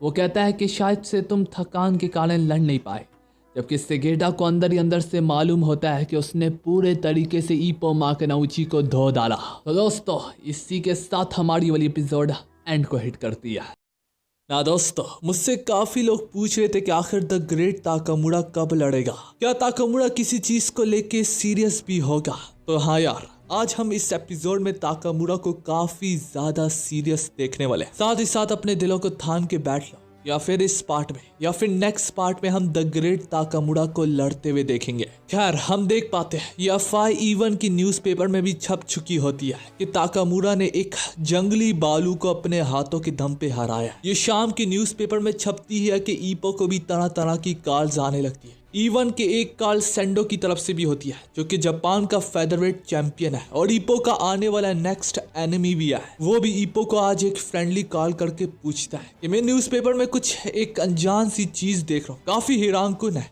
क्या ताकामुरा ने वाकई में अपने हाथ से एक जंगली बालू को हराया। ईपो जवाब में कहता है चाहे भले ही ये सुनने में काफी ज्यादा अनबिलीवेबल है, लेकिन उसमें इतनी ही सच्चाई छुपी हुई है। हाँ इसमें कोई शक नहीं, द ग्रेट ताकामुरा ने वाकई में जंगली बालू को हराया। इसके चलते ईपो माकनाउची उसे आने वाले खतरे के बारे में वार्न करता है कि सेगेटा तुम्हारा नेक्स्ट अपोनेंट है।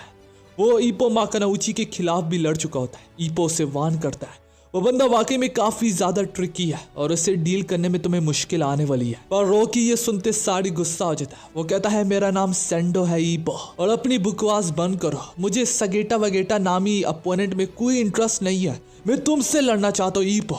तुम्हारे मुक्के में जो दम है वो जापान के किसी बंदे के हाथ में वो दम नहीं है। वो ये जैसे तैसे बोल होता है, हम देख पाते हैं सेंडो यहाँ पे अपने पैर में से अपने हैवी वेट्स को उतारने लगता है और वह जैसे जैसे अपने वेट को उतार रहा होता है उसकी स्क्विशिंग की आवाज ईपो के कानों में जारी होती है। ईपो समझ जाता है कि सेंडो इंतहाई सख्त ट्रेनिंग से गुजर रहा है। सेंडो उससे बताता भी है ये ट्रेनिंग में सगेटा वगेटा के लिए नहीं कर रहा ईपो, सगेटा को तो मैं हरा ही दूंगा, तुम्हें हराते हुए मुझे मुश्किल आती है, तो ये ट्रेनिंग मैं सिर्फ तुम्हारे नाम की कर रहा हूँ। नेक्स्ट डे जब ईपो माकनाउची जिम जा रहा होता है तो वो अपने जिम के आगे काफी रिपोर्टर्स की गाड़ियां पाता है, और जब वो जिम के अंदर एंटर करता है तो जिम के अंदर ताकामुरा के सामने एक अजीब किस्म की भीड़ लगी होती है, जहाँ पे ताकामुरा खुद के साथ जुड़ी सच्ची कहानी बता रहा होता है कि आखिर उसने कैसे जंगली बालू का सामना किया। चीफ कामुगावा तंग आके सारे के सारे रिपोर्टर्स को घर भेज देता है कि हमने ट्रेनिंग करनी है, हमारे लड़कों के मैचेस आ रहे हैं, प्लीज अपना कारोबार कहीं और पे ले जाओ। उनके चले जाने की वजह से ताकामुरा गुस्सा हो जाता है कि मैं तो अभी अपनी कहानी बताना ही शुरू हुआ था। हम देख पाते हैं उन्हीं सारे रिपोर्टर्स में अब यहाँ पे सब फूजी ही बाकी होता है। ताकामुरा फूजी को कंप्लेन करता है कि आज ये बुड्ढा मुझ पे थोड़ा ज्यादा ही सख्त है, तो फूजी बोलता है जाहिर सी बात है ताकामुरा, तुम वर्ल्ड टाइटल के लिए लड़ने वाले हो जल्दी। ताकामुरा कहता है आए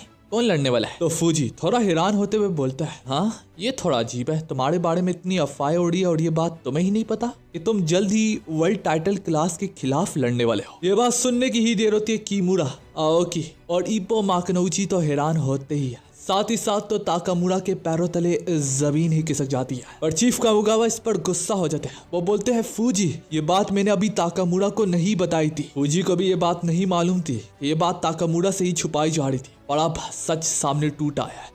ये बात लड़कों के लिए काफी ज्यादा हैरानकुन होती है, जो सपना उन्होंने बहुत सालों पहले देखा था वो सच होने को जा रहा है। ये सुनते सारी बॉयज काफी ज्यादा हैरान होते हुए कहते हैं कि हमने तो सब सुना था कि ताकामुरा बाहर लड़ेगा एक दिन, लेकिन ये कभी नहीं सोचा था कि जापान के बाहर वो इतनी जल्दी लड़ेगा। क्योंकि सच सामने आ ही गया होता है, चीफ कामुगावा इस बात को नहीं छुपाते।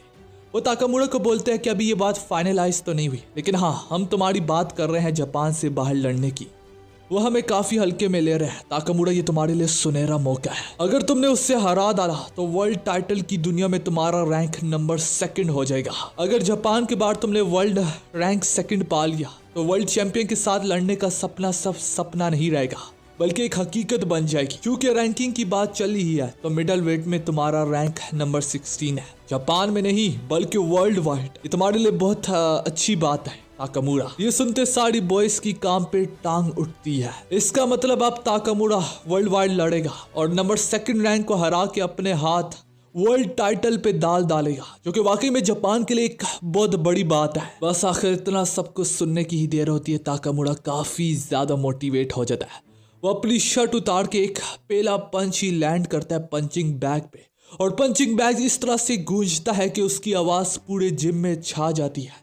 बॉयज बस देखते रह जाते हैं। उन्होंने आज तक ताकामुरा के इतने डेडली पंचेस को फेस नहीं किया होता। इनफैक्ट ताकामुरा ने आज तक इतने खतरनाक पंचेस का इस्तेमाल अपने मैचेस में भी नहीं किया होता। हम देखते हैं ताकामुरा एक से एक पंच लैंड कर रहा होता है। लड़के काफी हैरानगी से देख रहा होता है। किमुरा यहाँ पे बोलता भी है, काफी साल बीत गए। साल तो छोड़ो, ये तो काफी रेयरली देखते हैं हम ताकामुरा को इतना ज्यादा सीरियस होते हुए। मैं तो भूल ही गया था ताकामुरा आखिर गुस्से में कितना ज्यादा खतरनाक दिखता है। ईपो भी हैरानगी से बोलता है, सच कहा, मैंने भी आज तक ताकामुरा को इतना ज्यादा सीरियस नहीं देखा। वो ये बोल रही होता है कि ताकामुरा का अनदर पंच लैंड होता है और एक खतरनाक किस्म का शॉक वेव्स प्रोड्यूस होता है, जो कि शायद से कानों के पर्दे ही फाड़ डालता। की कांपते हुए आवाज में बोलता है, लोग यहाँ पे भालू को लेके इतनी बातें कर रहे हैं। अब जिस तरह से ताकामुरा खतरनाक प्रेशर में है, मेरे ख्याल में ऐसी सिचुएशन में तो वो डायनासोर को भी मार गिरा है। ईपो उसकी इंटेंसिटी, उसका जुनून और जज्बा, उसके बढ़ते हुए शोले देख के सोचने लगता है, ओए ओए, अगर ताकामुरा का मुकाबला उस सेकंड रैंकर से होगा, मुझे पूरा यकीन है ताकामुरा के नाम ही विक्ट्री जाएगी। फिर तब और फिर तभी ताकामुरा शायद से वाकई में कामुगावा के लिए नहीं, पूरे जापान के लिए वर्ल्ड टाइटल लेके आएगा। लोग सच कहते थे, ताकामुरा जापान के लिए एक नेचुरल गिफ्ट है। सिर्फ एक ही बंदा ये टाइटल पा सकता है, सिर्फ एक ही बंदा चैंपियन को हरा सकता है, सिर्फ एक ही बंदा चैंपियन बेल्ट यहाँ पे ला सकता है, और वो कोई और नहीं बल्कि हमारा ताकामुरा है। ये बोलते बोलते, ये सोचते सोचते, सब इसके ख्याल से ही ईपो सोचने लगता है कैसे लगेगी ये बेल्ट ताकामुरा के साथ। सिर्फ और सिर्फ इतना सोच के ईपो के जिस्म के, उसके अंग अंग के एक एक बाल उठने लगता है। ईपो यहाँ पे गूस बम्स को फील कर पा रहा होता है। ईपो भी अपने जुनून और जज्बे से उभरते हुए ताकामुरा के साथ ही अपनी ट्रेनिंग को शुरू कर डालता है, ताकि वो इस फीलिंग को अपनी पावर में बदल पाए। आओकी किमुरा कहते हैं, वैसे याद आया, जिस दिन ताकामुरा का मैच है उस दिन हमारा भी है। फूजी कहता है, अच्छा ये बात है, मेरे साथ एक लड़की भी आई है जो कि इंटरव्यू लिखना चाहती है बॉक्सर्स को लेके, लेकिन याद रखो वो काफी ज्यादा घमंडी है और फेमिनिज्म पे बिलीव रखती है। आओकी और किमुरा इतने ज्यादा थड़की होते हैं, वो कहते हैं गोली मारो, हमें उससे मिलना है। उसकी बात चल रही होती है तो वो सामने आती है, बताती है मेरा नाम मारी है और मैं आर्टिकल्स लिखती हूँ बॉक्सर्स को लेके। आओकी और किमुरा कहते हैं, चूंकि तुम लड़की हो, हम तुम्हारी बात को काफी गौर से सुनेंगे और तुम्हें सही तरीके से जवाब देंगे। मारी आगे से बोलती है, नहीं, मुझे स्पेशल सर्विस नहीं चाहिए, चूंकि मैं एक लड़की हूँ, मैं जेंडर इक्वालिटी पे बिलीव रखती हूँ। काफी ही टफ लड़की है, और हाँ प्लीज एक्ट नेचुरल करो, मुझे तुम लोगों की फेक पर्सनैलिटीज के बारे में कुछ नहीं लिखना। फूजी पीछे से बोलता है, मैंने कहा ना काफी घमंडी है। किमुरा आओकी कहते हैं, इतनी खूबसूरत है तो इतनी सख्ती तो हम बर्दाश्त कर ही सकते हैं। फूजी कहता है, ठीक है चलो आगे बढ़ो। आओकी किमुरा उस लड़की से सवाल पूछते हैं, तुम्हारा फेवरेट बॉक्सर कौन सा है? तो वह लड़की थोड़े सख्त लहजे में बड़े बड़े बॉक्सर्स का नाम लेते हुए ये कहती है कि जापान की इतनी औकात नहीं है कि वो मेरी लिस्ट में आ भी पाए। मारी उन्हें बताती है, मैं कितनी बार मुल्क के बाहर गई हूँ सिर्फ उन पे आर्टिकल्स लिखने के लिए, यहाँ पे तो आना मेरे लिए वेस्ट ऑफ टाइम भी साबित हो सकता है। उन पे आर्टिकल लिखने के बाद, उनसे मिलने के बाद मुझे इतना तो मालूम पड़ गया, जापान की बॉक्सिंग का लेवल नीच बराबर है और वो टॉप पे है, टॉप ऑफ द टॉप में भी टॉप पे आते हैं। जापान तो कुछ भी नहीं है। इवन कि अगर मैं उनका वीकेस्ट बॉक्सर भी उठाऊं ना, तो वो भी जापान के बेस्ट बॉक्सर से ज्यादा बेहतर होगा, जिस वजह से मैं जापान के बॉक्सर से जरा भी अट्रैक्ट तक नहीं होती। अब आखिर उसकी इतनी कड़वी बातें सुन के आओकी और किमुरा की भी अंदर से जलने लगती है। फूजी बोलता भी है, मैंने कहा था आप खुद ही भुगतो, लेकिन आओकी और किमुरा को पता होता है इसकी सारी बातों का जवाब हम सिर्फ एक ही बात से दे सकते हैं, और वो कहती है, तुमने कहा जापान का best of the best boxer भी किसी काम का नहीं है। वो उसकी नजरें ताकामुरा की तरफ दिलवाते हैं। मारी की नजर इसके बाद ताकामुरा पे पड़ती है। ताकामुरा जोरदार तरीके से पंचेस बैग की माँ बहन को एक कर रहा होता है। ताकामुरा को देख के वो लड़की बोलती है, मैं इसे जानती हूँ, the middleweight champion the great Takamura, एक जापान का नेचुरल गिफ्ट। वो लड़की कहती है, तुमने ठीक कहा हो कि किमुरा, जापान के सारे बॉक्सर्स तो फजूल है, लेकिन मैं यहाँ पे द ग्रेट ताकामुरा की बात नहीं कर रही। उसको छोड़ के सारे जापान के बॉक्सर फजूल है। इनफैक्ट द ग्रेट ताकामुरा मेरे लिहाज से इतनी बड़ी ताकत रखता है कि वो वर्ल्ड टाइटल को जीत सकता है। ये सुन के आओकी और किमुरा की जान में जान आती है। वह लड़की को बोलते हैं चाहे भले ही तुम फेमिनिज्म हो लेकिन तुम्हारे पास दिमाग है। इनकेस अगर कुछ लड़कियां देख रही है तो भाई मैं कुछ नहीं बोल रहा, ये आओकी की अपनी बात है जो कि कहना चाह रहा है लड़कियों का दिमाग घुटनों में होता है। पिछली बार जब मैंने एक बार इस ईपो में कुछ एक डायलॉग बोला था, कुछ लड़कियां कमेंट में ट्रिगर हो गई थी, तो ये मैं नहीं कह रहा, ये आओकी कह रहा है। ना कि सिर्फ इतना, इस लड़की को यहाँ पे ईपो माकनऊची में भी थोड़ा बहुत इंटरेस्ट होता है क्योंकि ईपो वो फाइनल बॉक्सर है जिसने दाते एजी को इवन के टफ टाइम भी दिया होता है। इनकेस मैं आप सभी को बता दूं, दाते एजी वही शख्स है जो कि इवन के वर्ल्ड टाइटल के लास्ट में लड़ा हुआ है। चाहे भले ही वो हारा था लेकिन उसके पास इतनी ताकत है कि वो वर्ल्ड टाइटल तक जा सकता है। वो लड़की ईपो ताकामुरा को काफी करीबी से देखती है और कुछ आर्टिकल्स के पॉइंट्स अपने दिमाग में रख के चली जाती है। किमुरा और आओकी बोलते हैं काफी घमंडी थी। खैर मैं तो हैरान हूँ, ताकामुरा लड़कियों का 14 है लेकिन आज वो भी लड़कियों की तरफ ध्यान तक नहीं दे रहा था, सिर्फ अपनी ट्रेनिंग में ही बिजी था।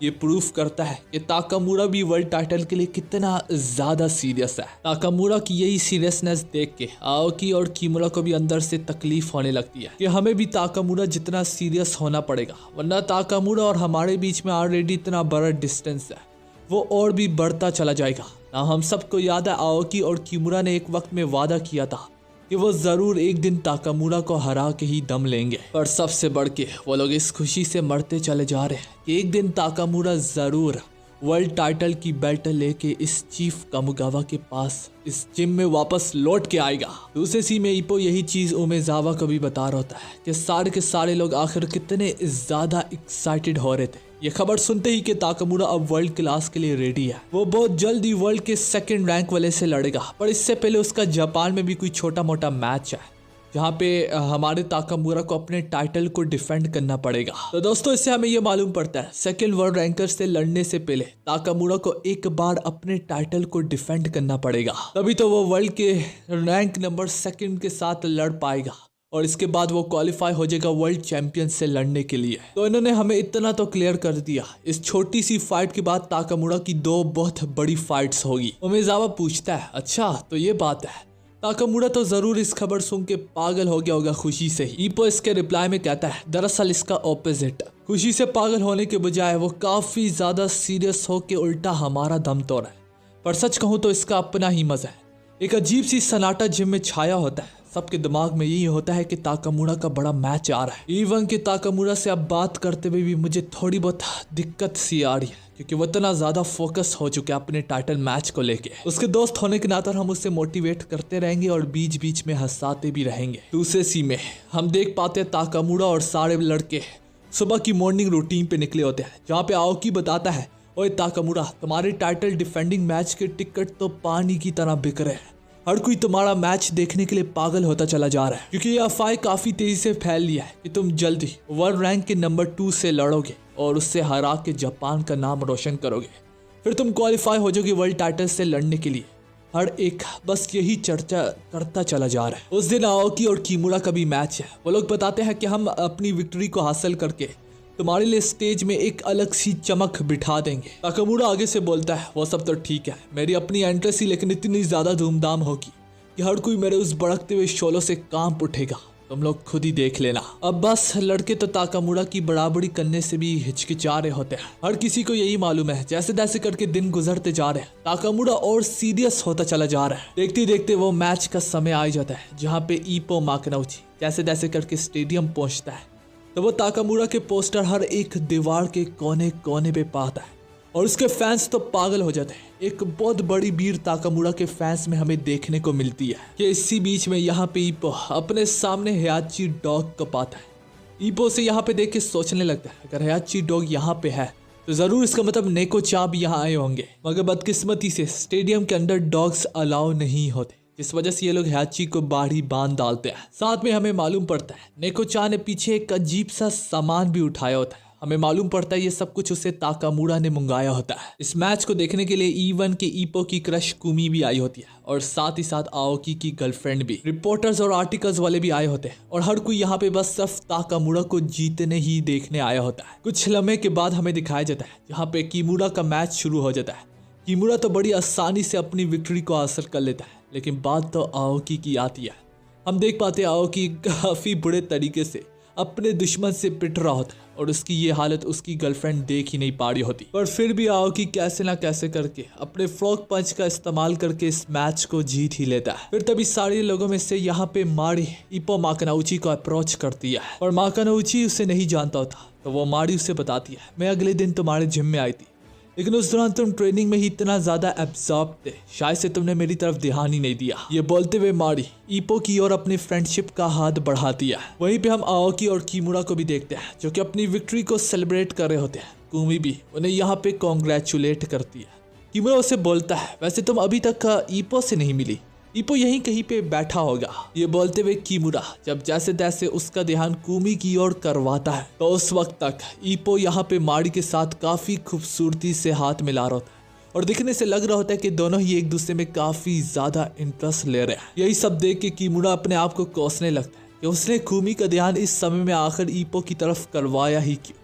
कुमी को भी ये सब देख के काफी ज्यादा बुरा लगने लगता है। और अब फाइनली बारी आती है किसी और की नहीं बल्कि ताकामुरा की। नेकोचा यहाँ पे पहले ही वार्न कर लेता है कुछ गजब सा होने वाला है, जिससे इप्पो को याद आता है कि हाँ नेकोचा ताकामुरा के कहने पे कुछ सामान वगैरह लाया था। इप्पो ये सोच रही होता है कि अचानक से स्टेडियम की लाइट्स बंद हो जाती है और फिर एक ही लाइट की तरफ फोकस होता है जहाँ पे अचानक से स्टेडियम के अंदर जंगली बालू को देखा जाता है। उसको देख के सबके घोटे उनके मुंह को आने को लगते हैं और सारे लोग इधर उधर भागने ही लगते हैं कि अनाउंसमेंट अनाउंस करता है कि असल में ये सिर्फ कॉस्प्ले किया जा रहा है। लाइट्स अब दोबारा ऑन होती है तो उतने में ही ताकामुरा रिंग तक पहुंच चुका होता है। उसकी गजब सी एंट्री देख के इवन के आओकी और किमुरा के भी पसीने छूटने लगते हैं। हम देख पाते हैं उसका कॉस्ट्यूम देख के उसके अपोनेंट को काफी ज्यादा गुस्सा आ रहा होता है। वो सोच रहा होता है कि ये मुझे काफी ज्यादा हल्के में ले रहा है। ऑफ कोर्स उसका अपोनेंट ये बिलीव नहीं करता होता कि ताकामुरा ने एक जंगली बालू को अपने हाथों से हराया है, पर जल्दी उसे यकीन आ जाता है और ये सच्चाई सबके सामने टूट के आ जाती है जब ताकामुरा इस बेयर का कॉस्ट्यूम अपने ऊपर से उतारता है और सब लोगों की नजर ताकामुरा की चेस्ट पे उस निशान पे पड़ती है जो कि बालू के पंजे के निशान होते हैं। इवन के अनाउंसर भी अनाउंस करता है जरा इस दाग को तो देखो कितनी खूबसूरती से ताकामुरा की चेस्ट पे पड़ा हुआ है ना। दोस्तों वैसे तो जख्म के निशान से नफरत ही की जाती है, लेकिन यहाँ पे ये जख्म का निशान ताकामुरा पे पूरे तरीके से जज रहा होता है। चीफ कामुगावा कहता है चाहे भले ही आइडिया काफी अच्छे तरीके से जा रहा है, लेकिन ये बेयर का कॉस्ट्यूम बैंक के अंदर आना ये मुझे जर्रा भी पसंद नहीं था। मैं तो सब इसलिए इसके लिए मांग गया क्योंकि ये तुम्हारा आइडिया था। तो मैनेजर यागी आगे से कहता है मेरा आइडिया, पर ताकामुरा ने तो मुझे कहा था ये आपका आइडिया है सर। लगता है इन दोनों के दोनों को ताकामुरा ने मामू बनाया है। खैर देखते ही देखते बेल बजती है। ताकामुरा की क्रेजी मैच की यहाँ से शुरुआत होती है। मैच के शुरू होते ही सारे लोग सोचने लगते हैं कि ताकामुरा इस मैच को कैसे एंड करेगा ना। हम सबको पता है ताकामुरा जब सीरियस होता है और टॉप शेप में होता है वो ज्यादा से ज्यादा अपने मैचेस को 1 मिनट या 2 मिनट या फिर इससे भी जल्दी एंड करने की कोशिश करता है। कोशिश तो क्या बल्कि यकीनन खत्म करता है। तो इस बार भी सारे लोग यही एक्सपेक्ट कर रहे होते हैं ताकामुरा शायद से 1-2 पंच से इस पूरे के पूरे मैच को एंड करने वाला है। मगर इस बार ताकामुरा के दिमाग में कुछ और ही होता है। ताकामुरा ने इस मैच को नाम दिया होता है एक्सपेक्ट द अनएक्सपेक्टेड, मतलब उसकी भी उम्मीद लगा बैठो जिसकी तुमने कभी उम्मीद लगा ही नहीं है। मैच की शुरुआत हो गई होती है और ताकामुरा ने अभी तक एक पंच भी नहीं चलाया होता, बल्कि सारे के सारे वार तो उसका दुश्मन कर रहा होता है। हम देख पाते हैं उसका अपोनेंट जैसे तैसे करके ताकामुरा पे अपने जैब्स बरसा रहा होता है। ताकामुरा बड़ी ही आसानी से उसके एक एक जैब को डॉज करता चला जा रहा होता है मेरे भाई लोगों, लेकिन अभी तक उसने एक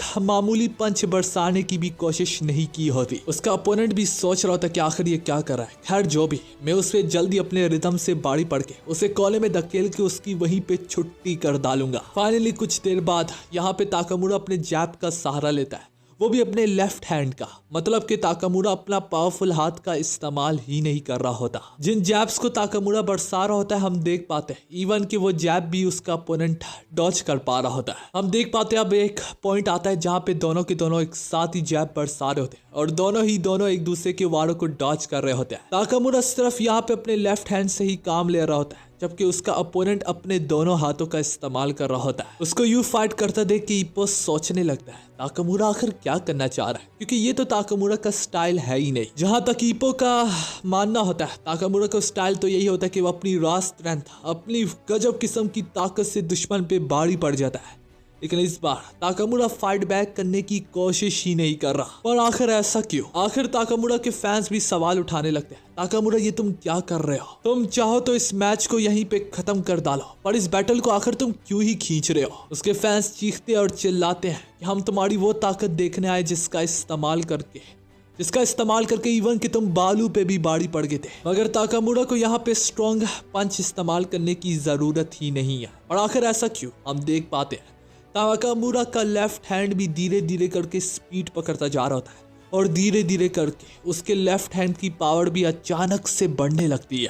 ताकामुरा यहाँ पे बेसिक जैब का इस्तेमाल कर रहा होता है, पर उनकी प्रिसीजन काफी ज्यादा तेज होती है। लेकिन अवाम अभी भी खुश नहीं होती। वो देखना चाहते हैं ताकामुरा का सबसे हैवी पंच, क्योंकि अवाम का मानना होता है ताकामुरा चाहे भले ही स्ट्रॉन्ग है लेकिन लेफ्ट हैंड का इस्तेमाल करके वो उसे नहीं हरा सकता। पर हम देख पाते हैं कहानी तो यहाँ पे भी खत्म नहीं होती। धीरे धीरे करके ताकामुरा का लेफ्ट हैंड में और भी पावर बढ़ने लगती है। उसका जमीनी अपरकट जब उसके जॉ पे लैंड करता है, एक खतरनाक किस्म का शॉक वेव्स प्रोड्यूस होता है। अब ताकामुरा चाहता तो यहाँ पे अपने राइट हैंड का इस्तेमाल करे और मैच को एंड करे, लेकिन नहीं, ताकामुरा उससे मौका देता है रिकवर होने का। ये बात अवाम को पसंद नहीं आती। ताकामुरा अपना लेफ्ट पंच के बाद एक और लेफ्ट और फिर एक और लेफ्ट और लेफ्ट ही लेफ्ट अब बरसाता चला जाता। थोड़ी देर में उसका लेफ्ट इतनी बड़ी ताकत रखने लगता है कि यहाँ तक ताकामुरा के राइट में भी सेम पावर हो शायद से। उसके पंचेस की बर्बाडमेंट और उसकी स्पीड और रिदम देख के अब धीरे धीरे करके अवाम को भी होश आने लगती है। पर सारे लोगों में से जो सबसे पहले पॉइंट पे उतरता है वो कोई और नहीं बल्कि ईपो होता है। ईपो समझ जाता है यहाँ पे ताकामुरा कौन सा सिंबल दिखाना चाह रहा है, पर यह बात अभी भी पूरे तरीके से हर कोई बंदा रिंग में नहीं समझ पाया होता। कि देखते ही देखते थोड़ी देर में अवाम को भी अब एहसास होता है जो राइट हाथ में वो पावर ताकामुरा से एक्सपेक्ट कर रहे थे वो ताकामुरा ने उन्हें लेफ्ट हैंड में ही दिखा दिया। खतरनाक किस्म का फाइनल जैब से वो अपने अपोनेंट का काम तमाम कर डालता है। पूरी रिंग में खामोशी सी छा जाती है, क्योंकि जो ताकामुरा ने लेफ्ट हैंड पंच थ्रो किया होता है उसके अंदर सेम लेवल की ताकत होती है जितने अच्छे अच्छे बॉक्सर्स के राइट में होती है। नेको चाब होश दिलाता है ईपो। मेरे ख्याल से तुम समझ ही चुके हो, लेकिन मैं फिर भी तुम्हें समझा ही देता हूँ। तुमने सुना होगा एक मशहूर कहावत है बॉक्सिंग को लेके। वो मशहूर कहावत यह है, जिसने लेफ्ट पे कामयाबी हासिल की उसने दुनिया की कामयाबी ले ली। तुम्हें पता है इसका क्या मतलब है? मतलब जिसने लेफ्ट हैंड का इस्तेमाल करके अपने टाइटल को डिफेंड किया है वो उतनी ही बड़ी ताकत रखता है जितना वर्ल्ड टाइटल वाला लगता है। और ये मैसेज ताकामुरा देना चाह रहा था जापान को। वो चाह रहा था कि जापान का हर बंदा ताकामुरा से उम्मीद लगाए कि वो वर्ल्ड टाइटल को वाकई में ला सकता है जापान के लिए। और अब यही मैसेज हर कोई बंदा समझ चुका होता है, जिस वजह से पूरे की पूरी रिंग में एक अजीब किस्म की शांति होती है और ताकामुरा से उम्मीद होती है। तो दोस्तों इसी के साथ हमारी वाला पार्ट यहाँ पे खत्म होता है।